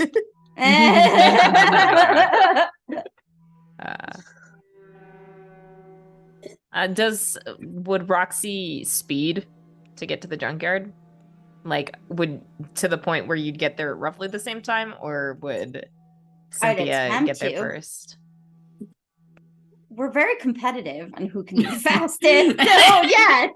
Usually it's not car versus motorcycle. Oh my god. So Okay. yes. We'll just say that you get there within a relatively close amount of time of each other and can head into the junkyard and find Elena. Cynthia parks her bike a little short distance away and walks up to see where Elena is. Yeah, she's just sitting down, chilling next to a broken down car. Roxy's gonna run up and just like hug Elena. Just it's like full bore. Oh my god. Where have you been? We were so worried. I don't know how to explain it. What do you remember? I don't remember how I got there, but I remember it was similar to Halcyon except destroyed. Did you go to the future? I Was hope it the not. Oh yeah, that would be bad. At least it wasn't the past though, because like if you went to the past, then you could mess up like everything. What happened at our end was there was a flash of light and suddenly you were just gone. Yeah, there was a flash, and then I woke up. Did you on wake the up ground. here? But No, I walked here because we were going to meet here. where did you wake up? Lead him that way. Take the bikes, I guess, or the bike in the car, I Yeah. guess. Mm-hmm. I mean, are you talking about when you followed the connection back, or when you woke when up I to all first the- woke up. Okay. Yeah, you can find You can't have chocolate. sort of an Judgy. approximate location of where you were. The buildings around you look familiar, I suppose. A little hard to judge considering there's not large-scale destruction here. It's fair. Is this an area I know anything about? It's not. I mean, it looks like a mixture of a residential and business area. So there's some apartment buildings and also businesses, but nothing really stands out about it. All right. I'm gonna make a note of where this area is just in case, but I told your butler that you were staying with me. They don't know that you vanished. Yeah, Bertram it's is better. scary. A little. What do you want to do? Personally, I prefer if you came back to the base so we could just double check that you're okay. That's fine. I would like a shower. Okay. We'll head that way then. And Echo's gonna peel off into the tunnels and then Okay. You can get back to the base. I imagine there's a tunnel that probably leads to like a place for Calamity to store her car. If it ever comes to that. But Yeah, that wouldn't surprise me. I'd say this is probably still a little bit before Sylvia gets back. Mm-hmm. okay. Having gotten back, Echo's just gonna take the note and get rid of it because they don't need it anymore. But get Elena set up with a shower, whatever she needs. And while she's doing that, just feel very confused. Okay. Roxy's gonna be like next to the door of the bathroom. She's like got separation anxiety. She's like Oh, moving poor Roxy. around, like Like a lost puppy. like Hattie does. Echo's going to Hattie actually just follows me into the bathroom. But oh Well, Captain she gets knows mad if I boundaries. lock him out of the bathroom. yeah, so do all of the animals. Yeah. Closed doors are illegal in this house. Yes. That's a thing. They Yeah, see you go into the bathroom and they're like, "Oh, where are we going?" pretty Yep. much. Mhm.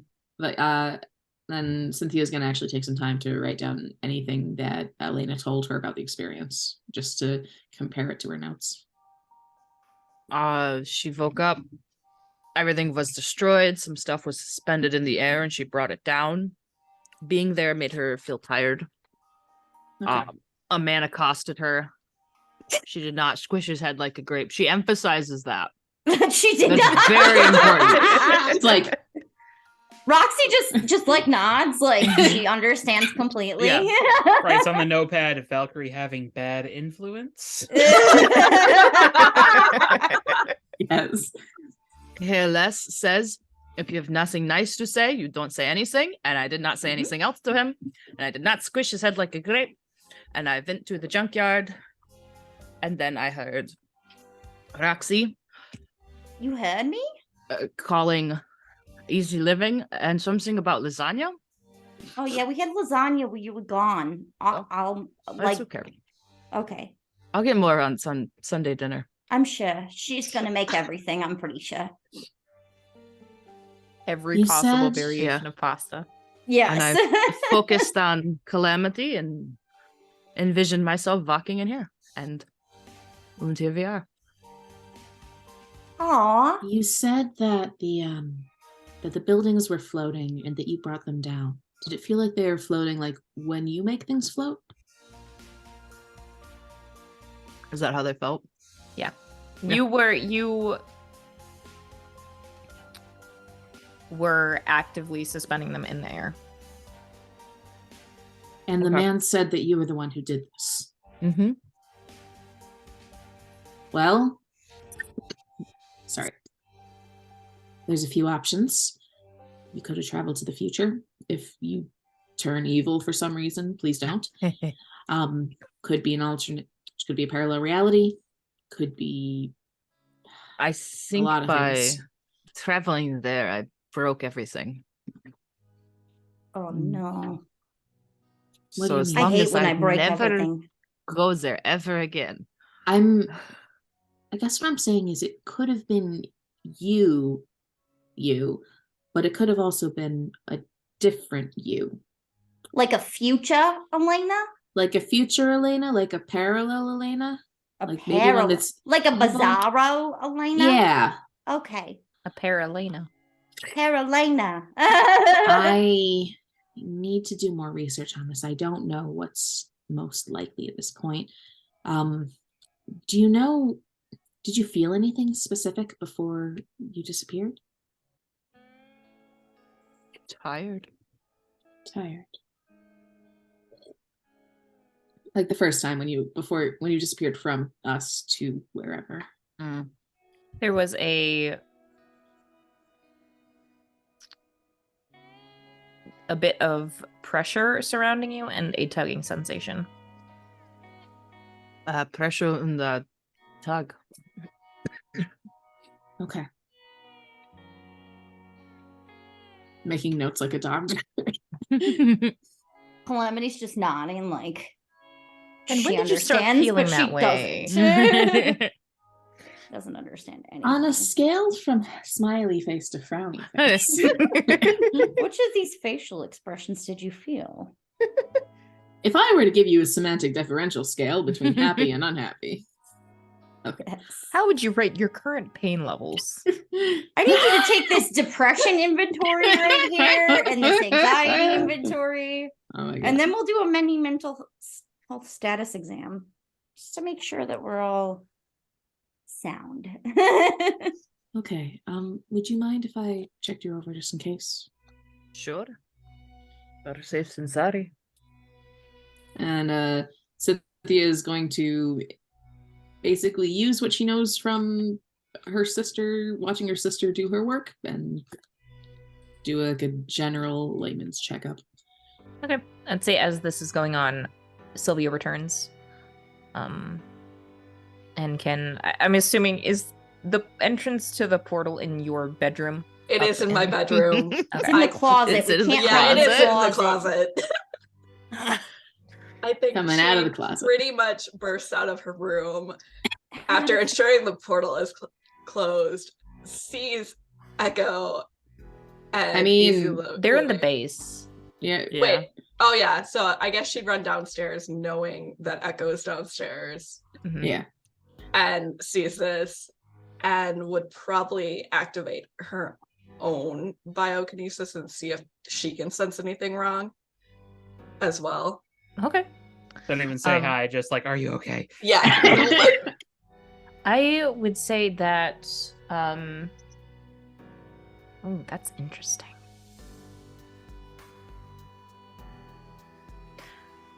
Actually, Sylvia, go ahead and roll to unleash your powers for me. Yeah. Oh my gosh. Let's Um, look at that. A cursory inspection precious No. reveals some just like minor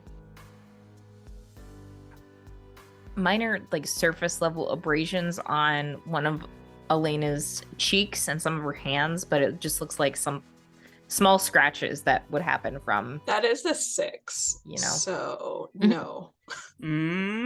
We She have looks fine. team, No. and there are other people in the room. I would like Yeah. to assist and donate some team to the pool. Yes. Because we are Use that already team. we're already Hoard both all of checking this over. team. We're already both checking her over. Yeah, and let's not destroy the base. So also this. Okay. So you get a 7, which is just barely a success. I will mark off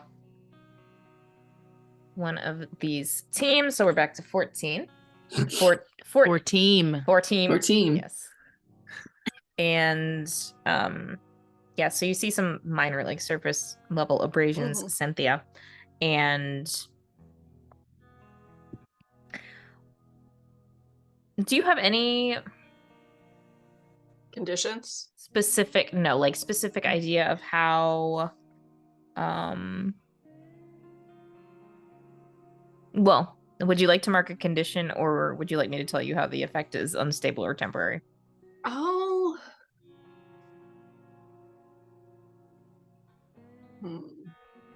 Precious. I'm already afraid, so I'm trying to think if any of the other conditions work in this situation. Angry.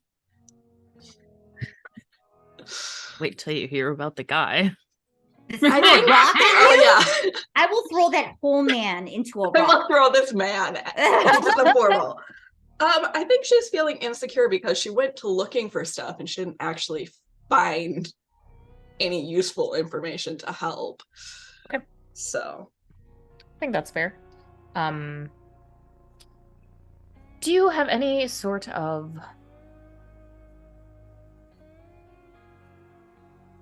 extra flavor on how this would work in this situation, or would you like me to? Because I do have an idea, but if you have an idea, go for it. Because Okay. you kind of know how you want to flavor her powers too. So Um, and I'm well- okay with it. I'll say it's kind of like almost having like seeing the world around you as though we're an X-ray, where it's a lot of black and dark and then little specks of light, and you can see there's little white highlights on Elena's cheek and her hands and arms where these abrasions are.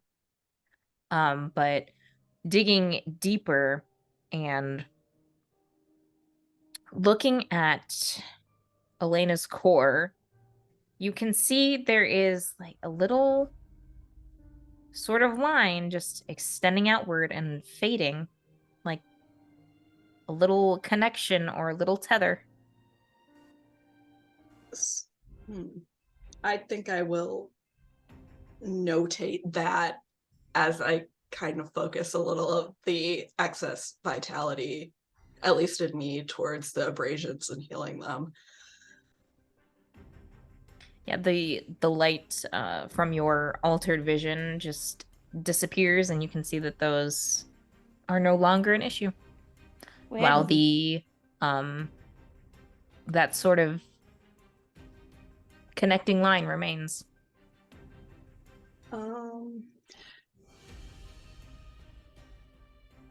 I will definitely relay that I'm pretty sure Elena is still connected to, in some respect, to wherever she was. What do you see? There there's a faint line from her core. Like, does it eventually hit something and then fade out, or like It just basically, like, if you were looking at something that stretches into the distance, it gets to the Yeah. point where, because of how far it is, you just can't see it anymore. Okay, so We should follow it. There's not a hard stop. It just kind of fades from view. continues and Mhm. seems infinite, possibly. How long can you keep this up? Because it might be worth trying to see where this goes. If it's not long, we can improvise something. Charlie, how do you want to address this? Keeping it up. Do you want me to keep rolling?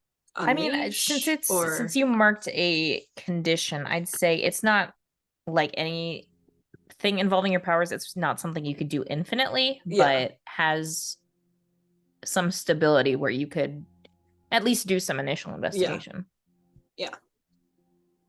I'm not sure how long it'll last, but this is stable for the moment. I can continue to see it.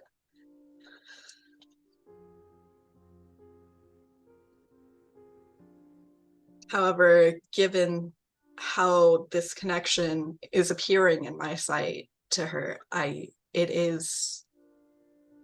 could be potentially infinite from what I'm looking at. So Let's mark the direction for now then, and take note. yeah. While you were gone, I was able to do some research. Things we know, she says to Elena, you are not the first person to have your powers. So that's Well, good to know. There was one, the last recorded instance was about 10 years ago. And it was an encounter with an alien, apparently. I don't know what to tell you about that, but sure. She's not surprised.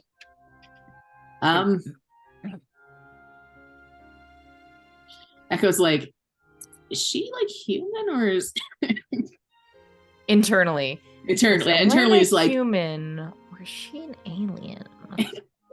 conspiracy board elsewhere. About to say, start the conspiracy board for easy living. Yep. Do you know what you're up to, 10? Wait, how long have you had these powers?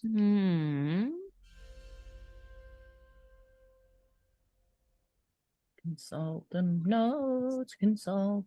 While you're looking for that answer, is anyone going to get in contact with Joe about this? Not yet. No. I want to resolve the situation immediately, then we can Okay. readdress. Okay. Also, I feel bad for definitely having did called not- him in. I definitely did not bring my communicator with me into the Fey realm, so I don't have it right now. And my communicator's still at the garage. Like usual. I'll say that Joe probably just gets back to his locker after practice, and there's no sign of any contact. Roxy would have also called her brother to tell him that she couldn't come to work today.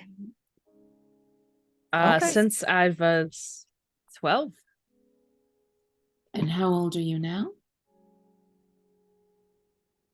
That's a good question. We're all 18 based At on the least last 18. time. 18 or 19, I think we all said we were, except for maybe Joe is a little Joe bit is older. 20. I'm Joe's the older. equivalent. Let's go with that. I was about to say. Couple hundred. So is the you're exception. about 85 years old. I mean, she's 18,000. Well, this years is old. Yeah. They years are different than human 53? years. 23. Okay. if it's 1953, then I can do some math. So, I don't believe in coincidences, but it's always a possibility. I don't think there's anything we can do with this information right now, but you got your powers somewhat around the last time when this was last recorded. So She's 18. she's 18 currently? Mm-hmm. Yeah, but Okay. like, The math does not line up then. don't some people's powers kind of emerge when they like hit puberty. Or great stress, like Yeah, like your stress. house collapsing. Or like radioactive hairspray. That's fair. Radioactive hairspray. That's pretty stressful. Stressful situations can indeed. I don't know what to make of it, to be honest. It might not mean anything. I'm just glad you're back. Did Me your too. mom or dad have powers? Not that I know of. Okay.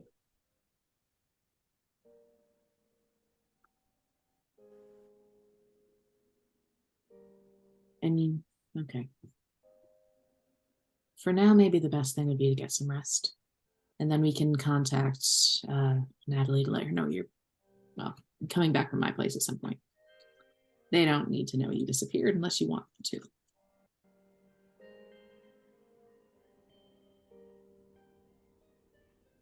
to. There's no sense. I'm back. All right. By very open nothing. You should probably call Bertram, though. I don't want him to come back here. Just let him Did know. you tell that you're him I here. was missing? Well, a little bit. Oh. But like, I think Echo covered for you. And Does he said like yeah. scaled the building? Broke in here? Yeah. He's going full Alfred. We told him you were here and that Calamity wasn't quite sure where you went because you'd stepped out for a little while. So she went looking and you came back while she was gone. Everything totally normal, not weird at all. He was a little weird. We're not gonna. Look. That's between you and the butler. That sounds like a love story or a rom-com or something. That's The between butler you and the I. butler. Adding that to Oh. the one-liners list.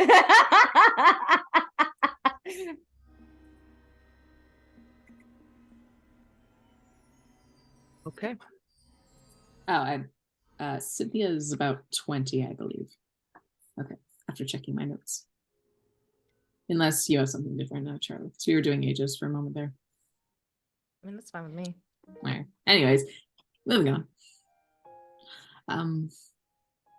Did you find anything interesting out? She asked Sylvia. Nothing pertaining to Elena or gravity powers. However, there were some notes regarding, I did find some notes regarding teleportation powers. Intriguingly, they were all tagged in distances regarding terrestrial nature versus a more localized thing or nature. But I'm afraid I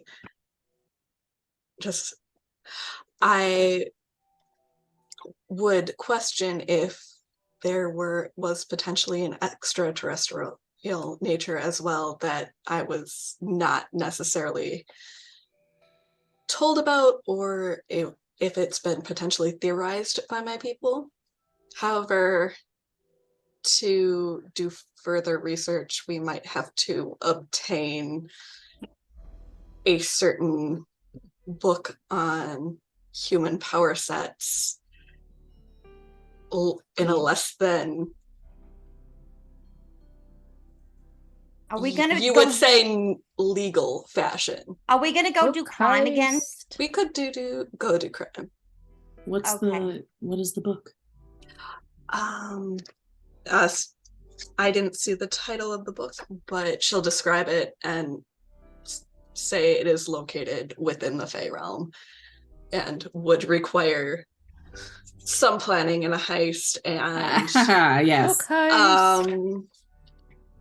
Humans would definitely be in danger of sorts. I have no doubt of that.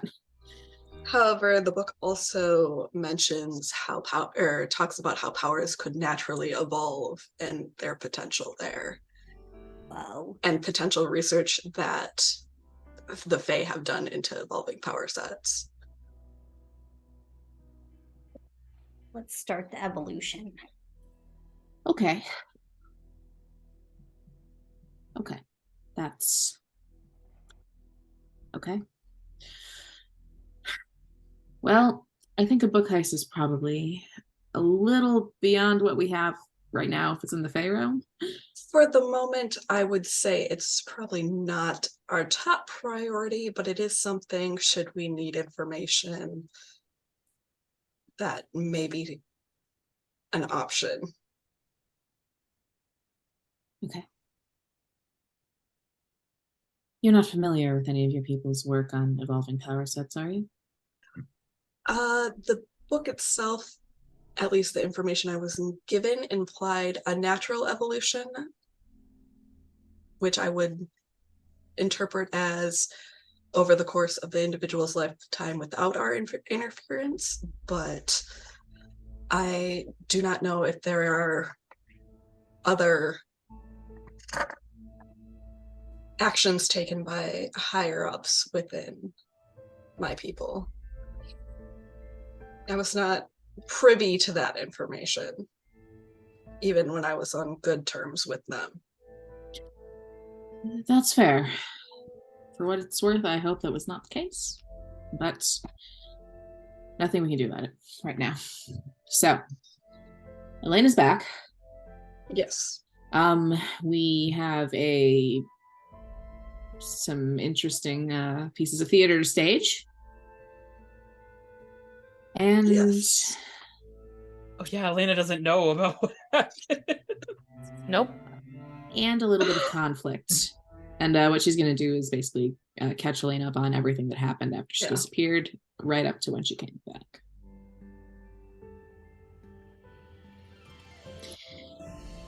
I also could use a nap. Please get some sleep, yes. Yeah, I'm a little cranky, I'm not gonna lie.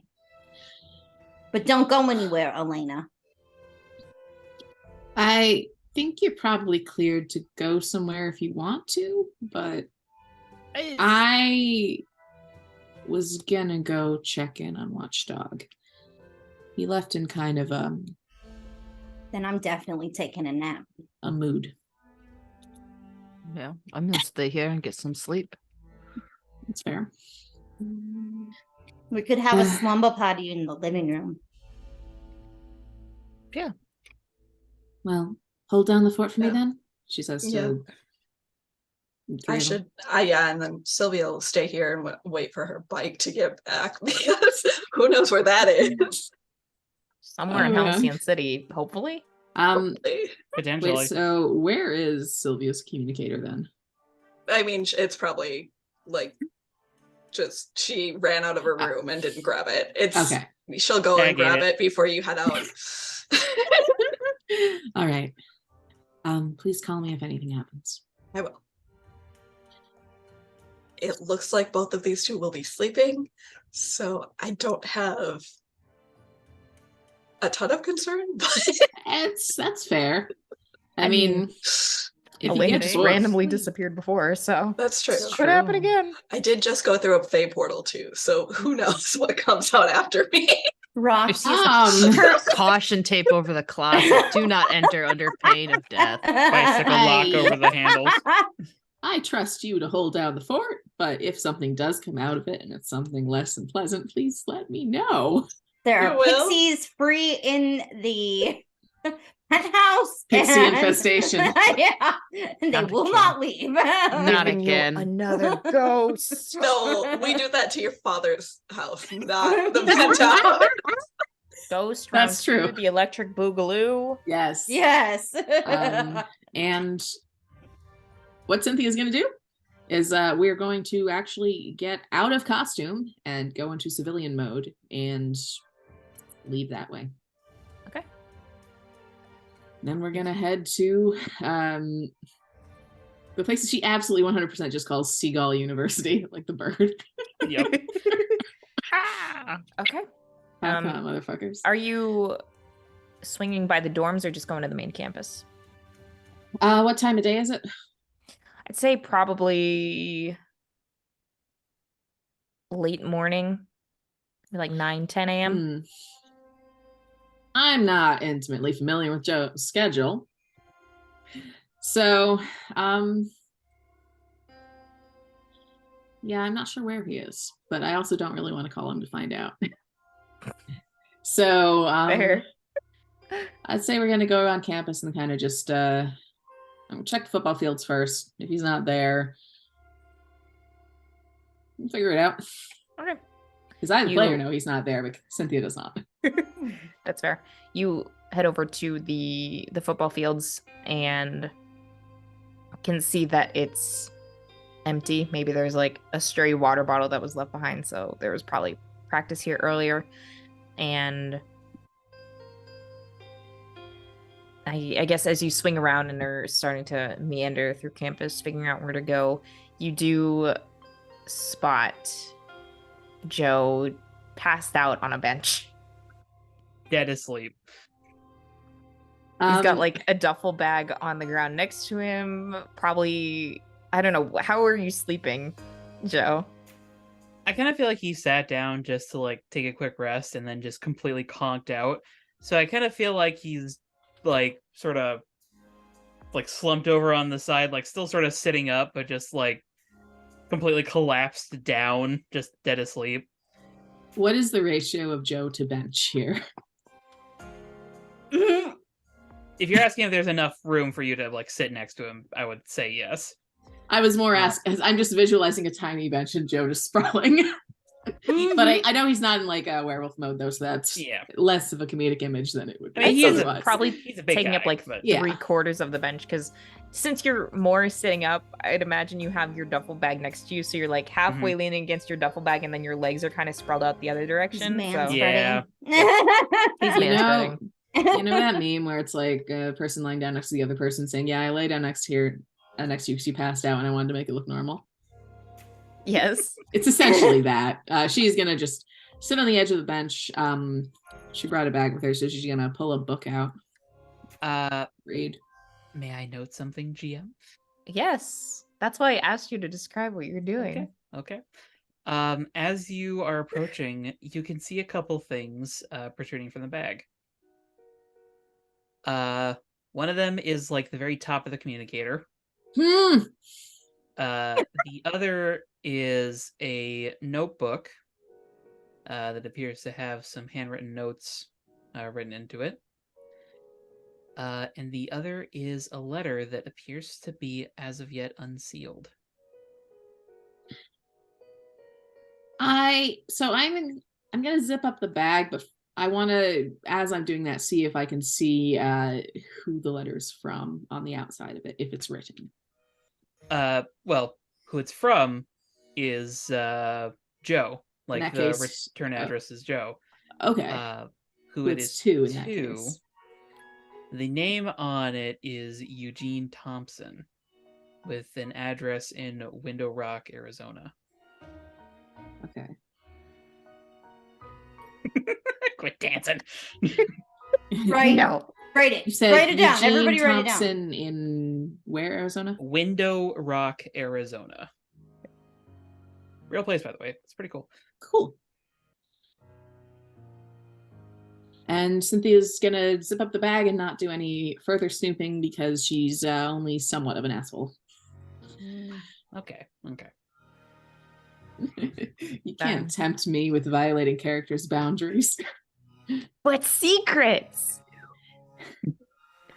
Someday I'll play a super unethical character and just do that. But All right. we're zipping up the bag. We are sitting down, pulling out a book. For what it's worth, it is a book on the Manhattan Project. Okay. Actually, I don't know if that was public knowledge by then. I'm almost certain it was. Would they have had a book on it though? It could also be like some bound research articles, journals, that sort of thing. Okay. I don't know. Let me see. I think research articles would make more sense than an actual book at this point, I think. Okay, I'm gonna say it's a bound volume that she got from somewhere through Catherine's connections, and she's reading up on it. Just casually reading classified documents. Well, not classified. per se.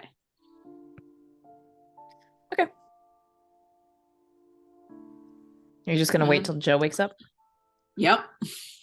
Okay. She's doesn't have anything immediate to do. It's been a while. She said she would read up on this more. Catherine asked her to. So that's what she's doing. Boone just loves Maria so much.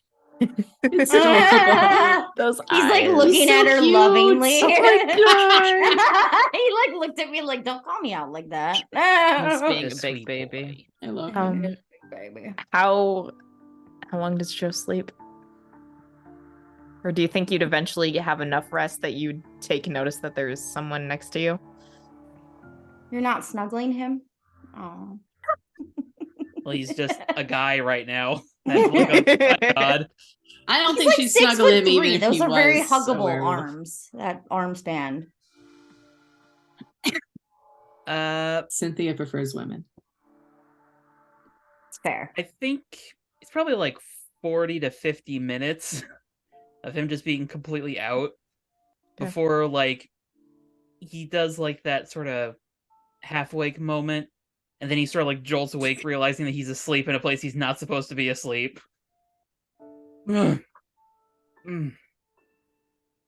Rise and shine. Hi. Hello. Like checks his bag, make sure it's there. Would he have remembered that he left it unzipped?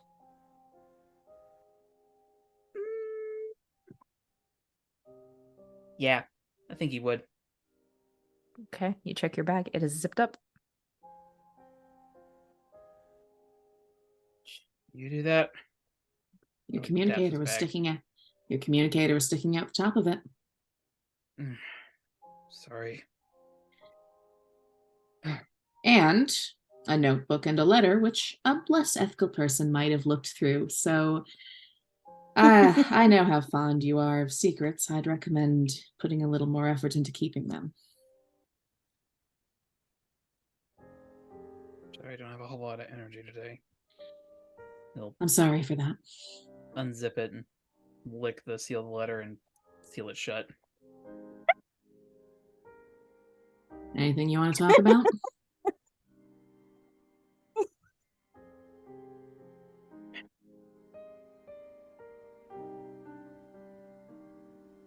Yes.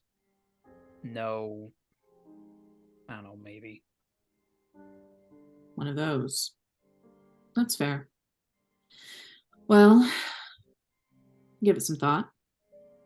If your thoughts land on yes at any point, I'm here to listen. He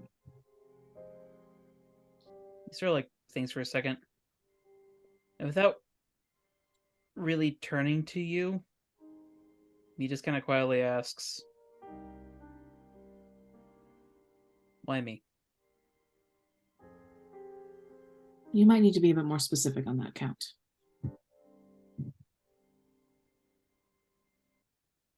Why'd you pick me for the team?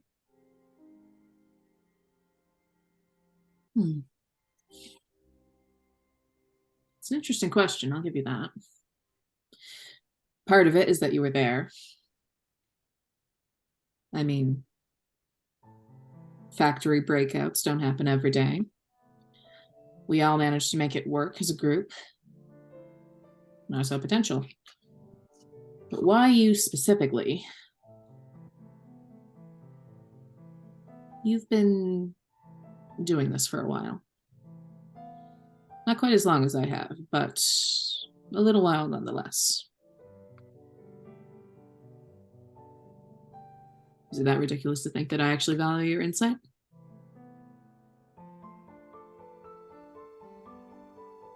I get everybody else being on the team. Elena's crazy powerful. Calamity's tougher than anything. Who knows what the hell Sylvie can do. And you can literally do all of that and more. So are you. I can beat up bad guys. I can track people down. And I can't even do those things as well as the rest of you can. And I think you're selling yourself short. Who else would have been able to find where Rampage was hiding as easily as you did? You? You found me. You found all of us. You're better at tracking. Got a great sense of smell. You're tough as hell. And you've got a conscience. Most people do. Most of the team does to a certain extent. Not sure exactly about Sylvia. It's a little bit of a wild card. Yeah. Your first concern on our most recent substantial fuck up was the safety of people. You volunteered to get people out of that building. You did it well.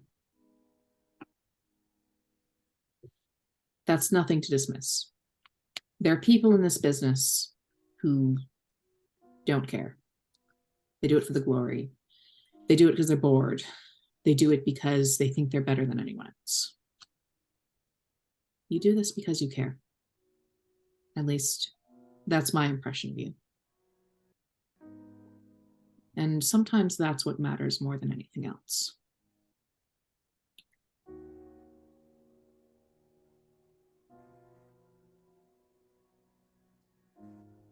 I don't have influence over you, so I can't attempt to shift your labels, but that is what I would be doing. You can. I will say, I think you can roll comfort or support here. Sounds like you're comforting and supporting Joe, so you roll plus mundane. I would like to argue in favor of heroic tradition. When you give someone the advice that you think your mentor would give, you roll plus the label that your mentor embodies to comfort or support instead of rolling mundane. Okay. And I'm not saying that she and Hecate have had this exact conversation, but they've had one or two that are damn close. Okay. So. Ooh.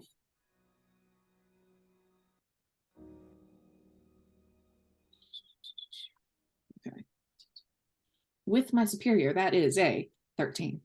6 and a 4. All right. Joe hears you. And Joe, you can either mark potential, clear a condition, or shift labels. I'm definitely going to clear a condition because I still have 4.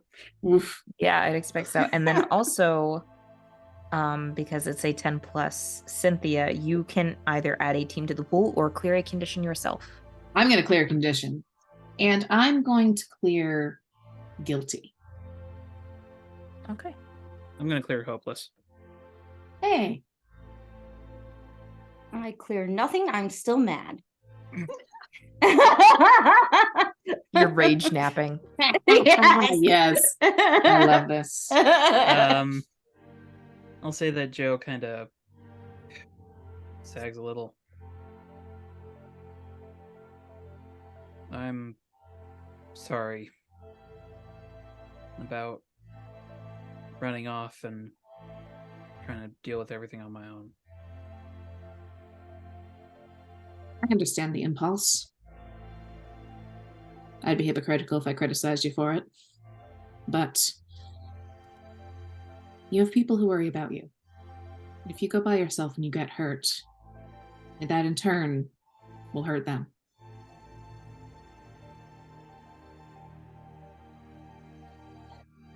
You're very capable. I'm not questioning that. I'd just like you to... We all have moments of doubt. It comes with the line of business we're in. But you just got to work through them. Preferably with friends. But pick yourself up again. So there's another day, another threat around the corner. And we stand stronger together. rather than apart.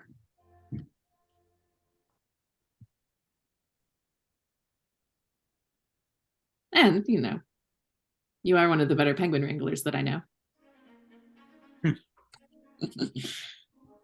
Oh, those penguins. Never again.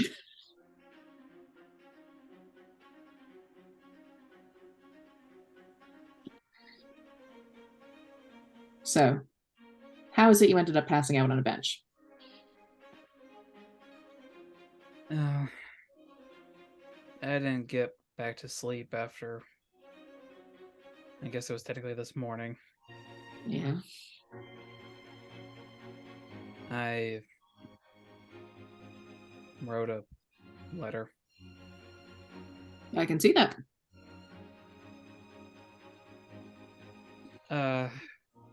I got this from Henry, and he'll pull out the notebook. Asked her to do a little research on super strength. I figured I could use it to help out Calamity. She even wants to talk with me right now.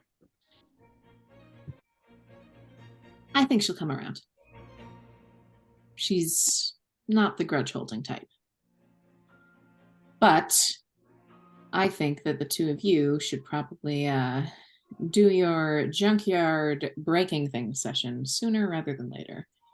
There seems to be some tension here that should probably be taken out on something that isn't each other. But we both heal. It's the principle. Someone get the get along shirt. That's plan B. Only if they can't resolve it themselves. Tether them together in vines. It's fine. Everybody's okay, right? From last We're all night. fine. We're fine. Elena's back, which is nice. Back? There was a flash of light. She disappeared. And now she has returned. And it's kind of super fucked up. So we're going to keep an eye on it. What? There wasn't time to get into it, but okay. So basically what happened was someone took Rampage to her place of employment. So that's something to Roxy. yes. On the way to the junkyard where we were all meeting. And when we met there, very shortly before Roxy showed up, Elena disappeared. There was a flash of light. Gone. Thin air. And we didn't have time to look for it because suddenly Tempest was trying to kill that guy. We had to move. Tempest was ball gown, right? I didn't catch everything. Ball gown is Tempest. Okay. Tempest's ball gown. Yeah. And we parted ways. You went home. We went back. I also didn't get much sleep last night, to be honest. Spent it reading, trying to figure out what had happened, and Elena just reappears. Messages us. We pick her up. She went to a place that looked like Halcyon, but destroyed. And kind of being fucked with by her powers. Ran into a guy there who said that she did it. We don't know what's going on with that. Okay. Personally, I'm hoping it's not some sort of evil future where she goes crazy, but Is that a thing? it happens more often than you might like to think about. Oh. See, this is why I stuck to street level crime before this. Welcome to the big leagues. Or maybe just the little leagues. Hecate deals with the really serious stuff. We're in the minor leagues. This isn't the serious stuff? It's close No. to it. You'll know it's serious when I go running to mom, as it were. You mean like almost what happened last night? Yeah. That was a wave of disproportionate size, and I'm incredibly impressed by what Sylvia did, but it could have gone badly.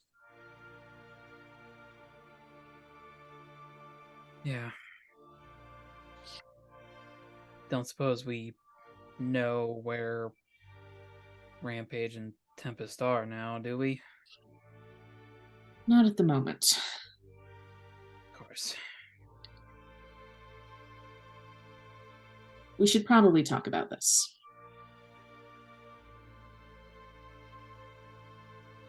There's a pretty strong chance they're just gone, right? Like, you realize that? It's a non-zero chance, admittedly.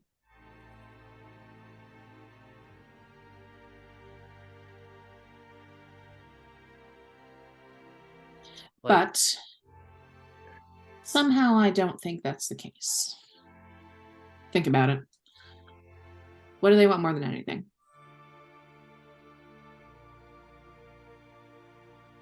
as far as I can tell, the wreck stuff. They want some very specific people dead. Those people are here in Halcyon. If they leave, they can't accomplish that goal. They could leave and come back, of course, but I managed to talk Rampage into an alternative solution to outright murder.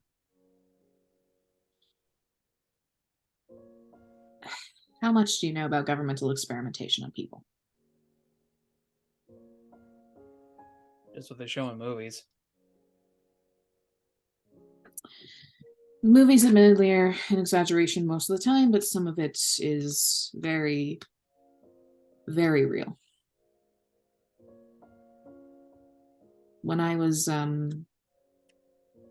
listening in on the mayor's press conference, and all he could think about was Accelerant, Project Accelerant, and how nobody could find out. Which tells me he's involved in the project that Rampage was part of. Taking people, enhancing their powers, throwing them into combat, not caring if they die. Covering it up.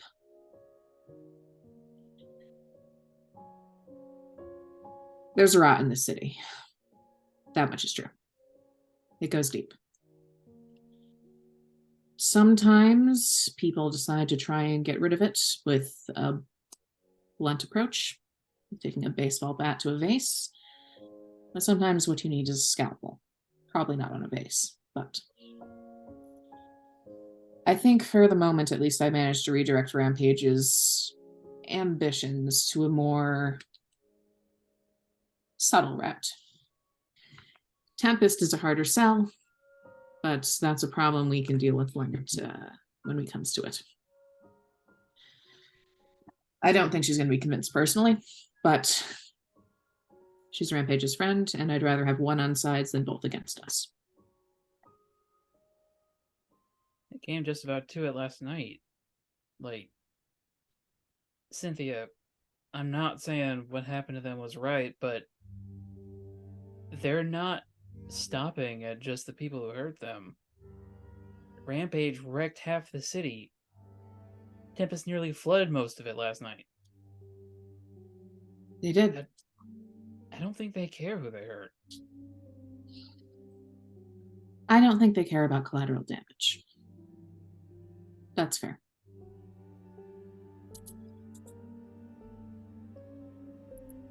What do you do about that, though? Say you put him in jail. Broke out once. What's to stop him from breaking out again? Angrier. More willing to hurt people to get what they want. You can figure that out while they're in the can, not hurting people. Just I have a letting question for them the go. GM. Did anybody die when Rampage was doing Rampage's wrecking of the city? Breaking a Tempest out? You did not hear any confirmed reports of death. There were some injuries, especially with the actual breakout at the prison because of the people trying to stop her, but Okay. there's not a body count. When Rampage broke Tempest out, there were injuries, but no deaths. This is a situation which is very possibly going to escalate into deaths. Maybe you stop that by locking them up. I think in Tempest's case, that's probably going to have to be the solution. But if you can convince one of them, if you can convince Rampage that there's a different way, maybe you can make progress and no one has to die for it.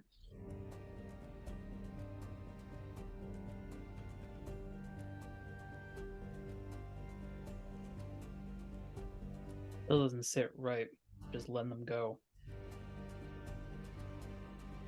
I respect that.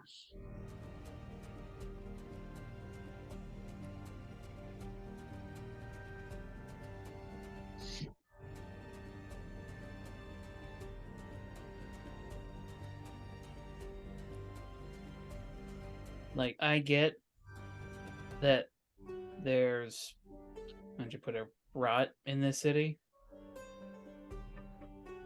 But let's not forget, that rot's mostly with the folks on, like, your dad's level. That's fair. There are normal people in this city just trying to live their lives. So, we lock up the visible threats like Rampage and let the invisible threats keep hurting them? I'm not saying that. I am saying that we've got just as much responsibility to protect them from both, though. I don't disagree with that. Now, I'm not too good with invisible threats. Actually, maybe I would be. You probably smell them. Yeah, maybe. In a literal sense. Depending on who they were, I guess. But we got just as much responsibility to make sure the city's being led well as much as we have a responsibility to make sure it's being protected well.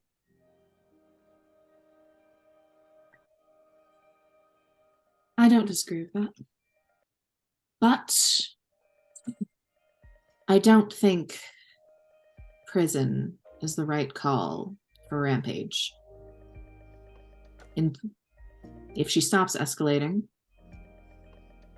if she stops doing these things, nobody dies. There's room for change. Why do we have prisons? Let me ask you that. Why do we lock people up? Because they did bad things? Sometimes.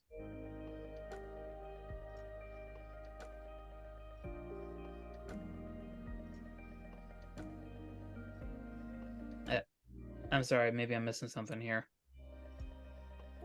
Normally it's to protect people from people who would hurt them. Sometimes that's a solution. Keep people behind bars forever. Expensive. Risky if they get out. Other theories of incarceration say that it's more for reform. It's not how it actually works in practice. But if you want to look at it as something you do for reform, why not just skip the prison part and skip straight to the reform?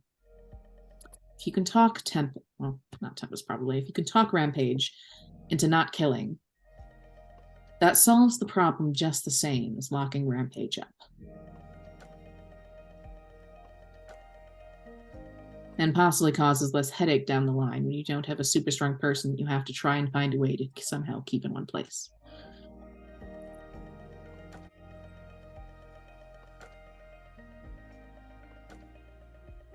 Okay. It doesn't work for everybody. Some people are just can't be bargained with, won't listen. But for the people who will, it's not just black and white. There are shades of gray. It's not good and evil.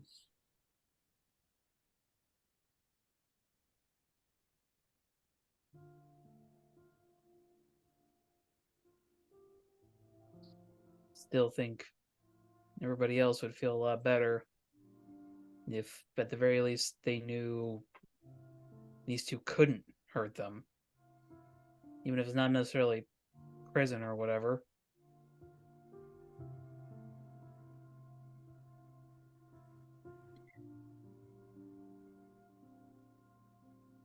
You've met my dad. Briefly, I believe. Yeah, shook his hand once or twice. Gross. It was greasy. He's of the belief that anyone with powers is a threat to anyone without them. Yeah, It's not the same thing. But let's say Rampage stops. People are still afraid. I don't think that their fear should get to dictate what Rampage does, as long as Rampage has stopped hurting people.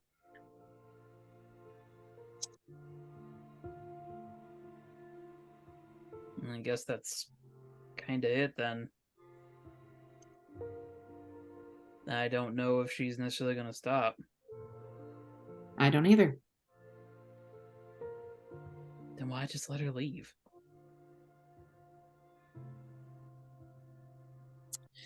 Sometimes you have to have a little faith. And sometimes people abuse that. And sometimes they surprise you. Like she said, well, she said she'd give us one chance to make the case that she doesn't have to kill people to solve this. She has one chance to hold up her end of the bargain as well. That's all I'm asking you to put up with here. One chance. It might go wrong, but might also surprise you.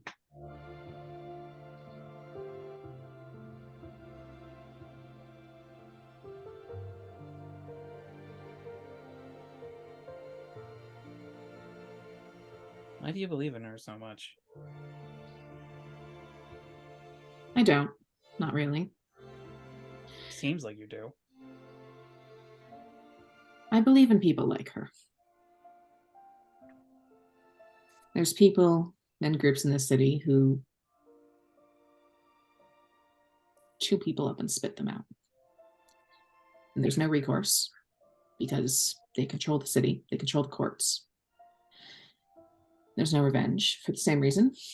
And there's nothing you can do.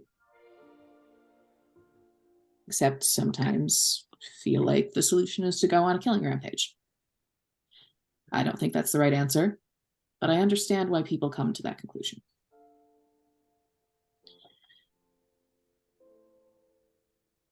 That leaves me with a lot of questions. Do I want to know? And mostly about you. I can promise you I have never had any particular desire to go on a killing rampage. Except for at dinner parties with my father. Oh, you don't say. I settle for telekinetically moving the metal in their spoons. Make them off balanced. That was you. Mhm. Because you annoyed me. You set the curtains on fire. What am I supposed to do? Help? No. What?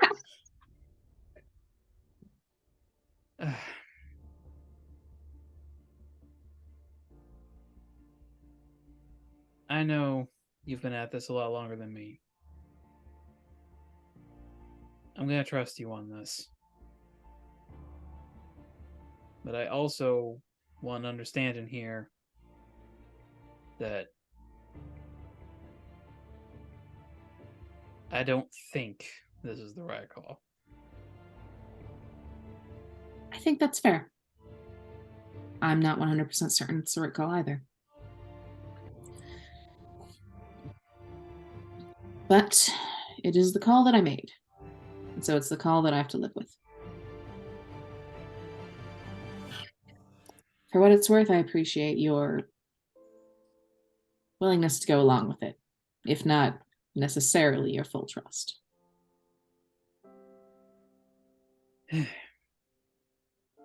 You gotta trust the QB when he makes a play. I'm just not used to not being the QB. Well, if you ever want to try it out, you probably have to put some work into getting the trust of the team first. But it's a possibility.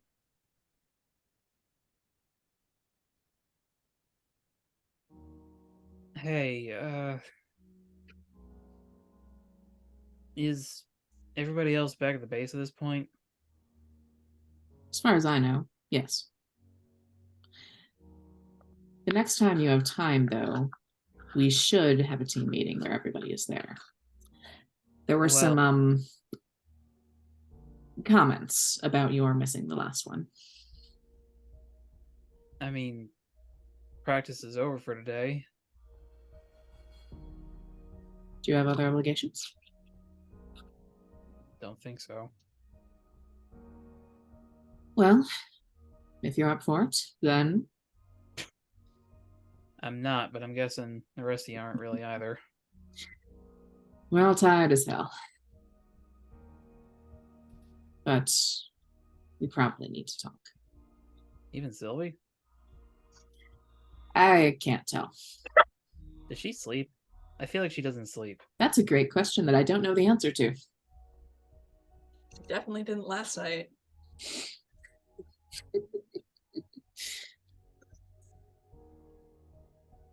I can come back with you, I guess. As long as you're not leaving any other obligations here on the table. For the moment. I'll run my gym clothes back to my room. I don't think so. Fair enough. Well, riding with me or bringing your own? Oh god, I drove to that fight. Yes, you did. That was really stupid. Yes, it was. Oh, okay. I'll ride with you. Just give me like 15. Of course. I imagine they like set up a place to reconvene. Something. Yeah, as you split off for the moment, I think that's a good place to call it for tonight. Because I imagine this next conversation is going to be lengthy. But Like, for the record, I do want to say Sylvie definitely is touching stuff she's not supposed to. Nobody's Prepare- supervising Sylvie. prepare And- a breakdown of that for next week, and we'll Oh, boy. see There- what happens. But we do have a nice little cross panel of we see a dock where some very smart looking shoes are walking across it. They reach the end of the dock, and we pan up and see a woman in a very well pressed suit. As the camera pans out, we get a view of Halcyon City Bay, where Oh no. there's still a faint glow now that the sun has come up, No. and tendrils of Shit. seaweed drifting back and forth on the surface. Well, Fuck. This these is are the fine. consequences of my actions. Nope. No, I don't know how that seaweed got there, Your Honor. So It's radioactive. I don't know what to tell you. That's how they made the Moving- hairspray. I would blame the into- hairspray company. Sue them. moving to our end of session. Stop. Can I just say that Roxy is like torn apart all like the like all the really nice beige like couches, like all the cushions there's like a full-on blanket for it in the living room, and there's like places for Echo and Valkyrie to also join the blanket fort nap. Yes. I love it. No, Valkyrie does eventually come and like shifts into like a giant cat or something and curls around you too. Oh my god. I love this. Snuggles. Oh, this is amazing. So warm, Excellent. so comfy. So much glitter. We're never Yes. coming out of the fort. We'll have to on have the the team fort, meeting in there's the a- fort. There's a poorly written note that says no boys allowed. With a Z. Boys with a Z. Yes. Yes. But it's a backwards Z. Excellent. Love this. Okay. Who would like to go first? I went first last time. Somebody else go first. I'll go first. And I'm gonna give Elena influence because I feel like a lot of Sylvie's motivations this session have been very much determining to get Elena back. And then I'm clearing afraid at least. Still kind of feeling insecure, but afraid is gone. Oh, okay. So Elena does not already have influence over No, you. she did not yet. Huh, that's surprising. Okay. Cool. Who's next? I'll go. I'm going to pick Grew closer to the team, and I'm going to specifically say Joe, give him influence back over Cynthia. Now, is it specifically Joe, or since do you know would it just be? I Both don't think me. she differentiates Okay, yeah. because she knows. She knows. Yeah. We- So We double don't know. checking. We differentiate. Yeah. For just understanding sake, I will just put you under both the Watchdog and Joe columns. Sure. So we don't have to be like, we don't have to question that later. all right, works for me.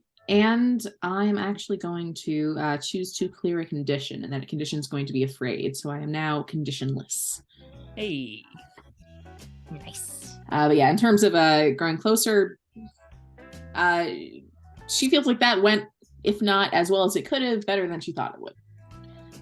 And she was not lying; she does genuinely care what Joe thinks. So when she's not mad at him, That is just a butt. yeah. He's a butthead. Meanie head. Precious agrees with that. Yeah. Precious usually agrees with me.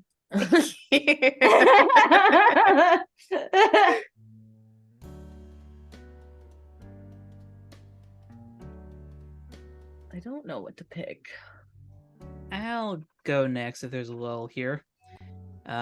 Go figure. I will go ahead and pick Grew closer to the team. Hey, is this the first time that Joe's picked that? Second, I think he picked No, second Grow time. Closer Oh. like Second. one of the first, like Okay. first or second session. It wasn't Yeah, the it first was the session. second. It was the second. Mhm. Okay. Because the first was a shit show. Now, Mhm. granted, the second session, the reason I grew closer was because I managed to like convince you to let me go out on my own. So I was just like, Mm. yeah, thank you. But this time it's a bit more genuine. Never again. Must stay within sight at all times. you need a babysitter now. I'm gonna be revert- kept on a short leash. You mean? A reverse restraining order. We're gonna put you on a leash. Reverse Okay. restraint. You're not allowed to go past this certain point. And I will We'll go get ahead. Oh, sorry. I'll go ahead and give influence to Echo. We all have separation anxiety from each other now. Super bad. We're all just like my dogs. It's called Uh, enmeshment, yes. and we're not working And on I it. think I will go ahead and clear a condition. That seems like a Probably good choice. should. Yeah. Yeah. Poor condition, man. Go ahead and clear afraid. He was in bad condition before. I feel like we should give Joe a therapy service dog. Joe. Watchdog needs a hug. Hey, Who knows He- what's coming out He of that portal? probably needs A therapy Fort dog. Snuggles, but It's like you know. we call it a therapy dog, but it bears no actual physical resemblance to a dog. It's just like the stag. Yeah. It's you put like the little dinky dollar store dog ears on the stag. Yes. Yes. And it still bites him. The stag is not therapy dog certified. No. Not For at all. Joe, maybe not. Or for Watchdog. That's right, because it likes Joe. No, confused. it likes Watchdog. It gets very confused, but because it doesn't like Joe, because Sylvie thinks Doesn't- yeah, Joe. that's This is very confusing. I can't wait for all of us to learn his secret identity. Maybe coming sooner rather than later. Sunday dinner. That's when God. Roxy's gonna realize Part it. of me is really Soon as he hoping pulls up in that Sylvie car. never puts 2 and 2 together. So they're like on the team together. And Sylvie just does not realize. Elena wouldn't say anything if she found out. Everybody's She'd be like, gonna be "Oh, weird that Roxy's really mad at Joe right now. What did he do to her? Oh my god. I will say I have thought about what potential reveal scenes might happen with everybody. I have certain reasons that Joe would reveal it to each one of you.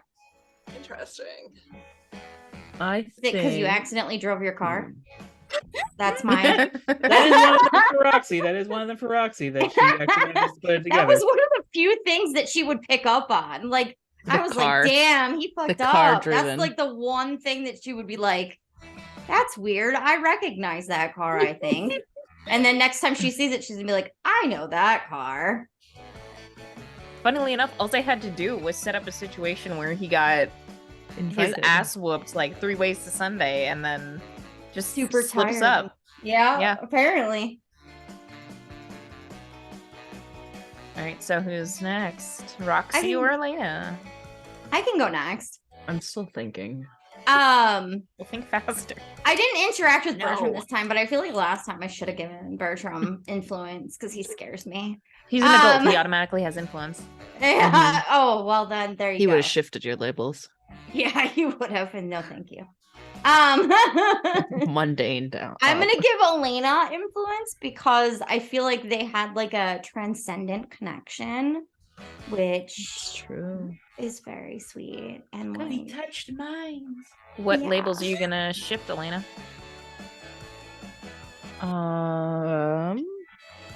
Which of Roxy's labels are you gonna shift? Yeah. Savior up and danger down. oh no, okay, that's fine. I think I have made a decision because mostly because I have to.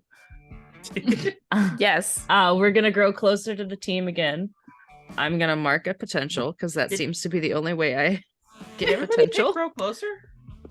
Technically, Roxy. so. I grew closer Yeah. to Roxy. Everyone grew closer this week.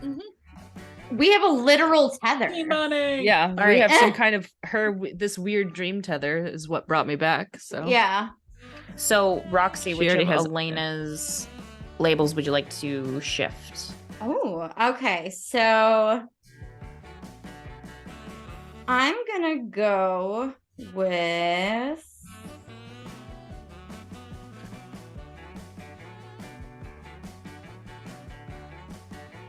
I'm also gonna shift your savior up, and then I'm gonna shift freak down. Because now you're back with your people. And you don't have to feel like a freak anymore. that's what I need. I know. Danger's the one I need. Welcome to the. Join the Welcome to party. masks, where the label you want to get rid of is the one you actually need for your Yeah. mechanical benefits. Yep.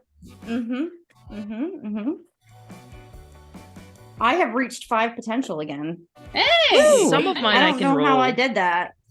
I can Failure. roll That's danger why. on some of mine, but Do you know what that's you're my thinking? burns. Yeah.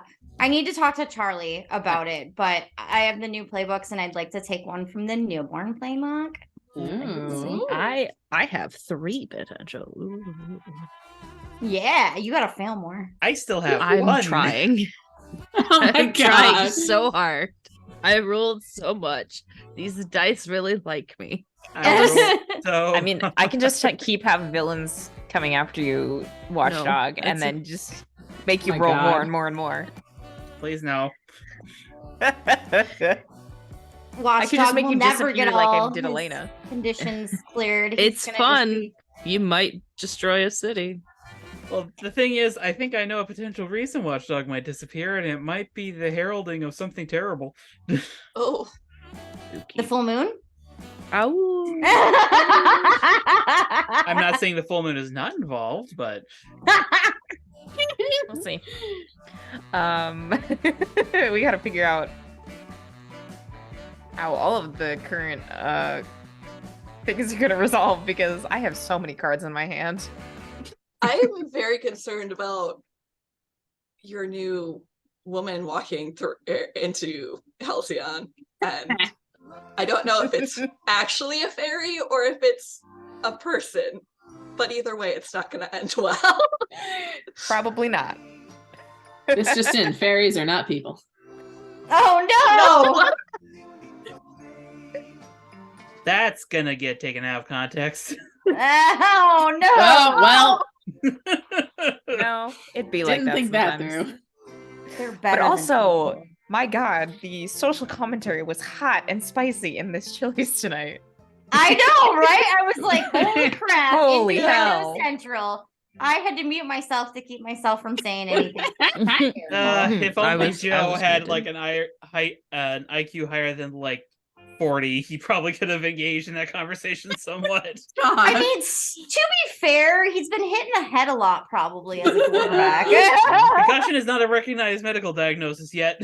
That's true. That's true. And TBI I'm is sure though. the football helmets are not good quality to support that at all. And he also just got yanked through a concrete building. Yeah, He probably does have a Yanked through a concussion. concrete building, struck by lightning. Oh yeah. Mm. That didn't just supercharge you? That just supercharges me. I mean, like it Electrically shocked has, by but Sylvia. like I get all like hyped up about it, you know? You got flung around in a tornado too. Yeah. Like I have been put Also, struck like- through a building and struck by lightning within This a is a lot 20 of One time beating. I tried to heal you too. It And you shocked shocked you me. instead. I love it. You were Oh channeling my the God. stag, and it's dyslexia. That was just a punching bag. Ooh.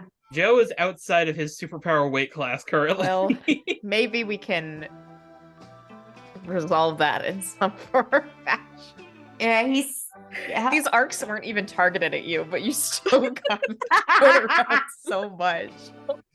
and I still haven't failed any rolls, which is the hilarious thing. I Yeah. have managed to do all of this without failing, Man, just imagine when I I do have- come for you. succeeding Oh, no. downwards somehow. I have taken 2 advancements at this point. Jeez. I have I'm one. on my that second kind of too, makes yeah. sense because Echo's Yeah. been doing this longer than everybody Yeah. at a higher level. So anyway, And apparently Calamity's learning fast. Calamity's a I fast learner. am at She does 3 learn things towards pretty my fast. second advancement right now. Ooh, So nice. 3 towards my first. She learns faster than you all even realize. Mhm. Okay, well, thank you everyone for joining us tonight. This was a time. Yeah. And I'm looking forward to the team meeting next week. oh yes. Chaos. Also, whenever the dinner happens, I'm really looking forward to that. That is gonna be soon. amazing. Same. Looking forward to that. Yes. Everybody is. Hey, I can't wait. Is We just Sylvia have- gonna drink as much as she can just to outdrink Tony? Yes. Yes, she Okay. is. There's I just, don't know. Cynthia I think will he can absolutely drink a be your hype lot woman for because that. he's a werewolf.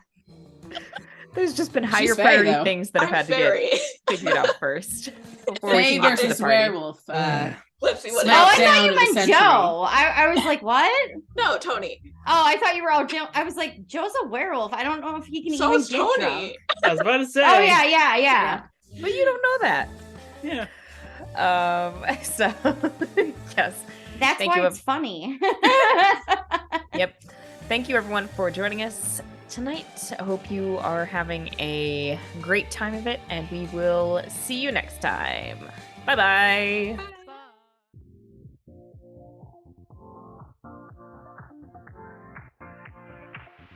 Live your life within the moment, and don't go wait until the morning.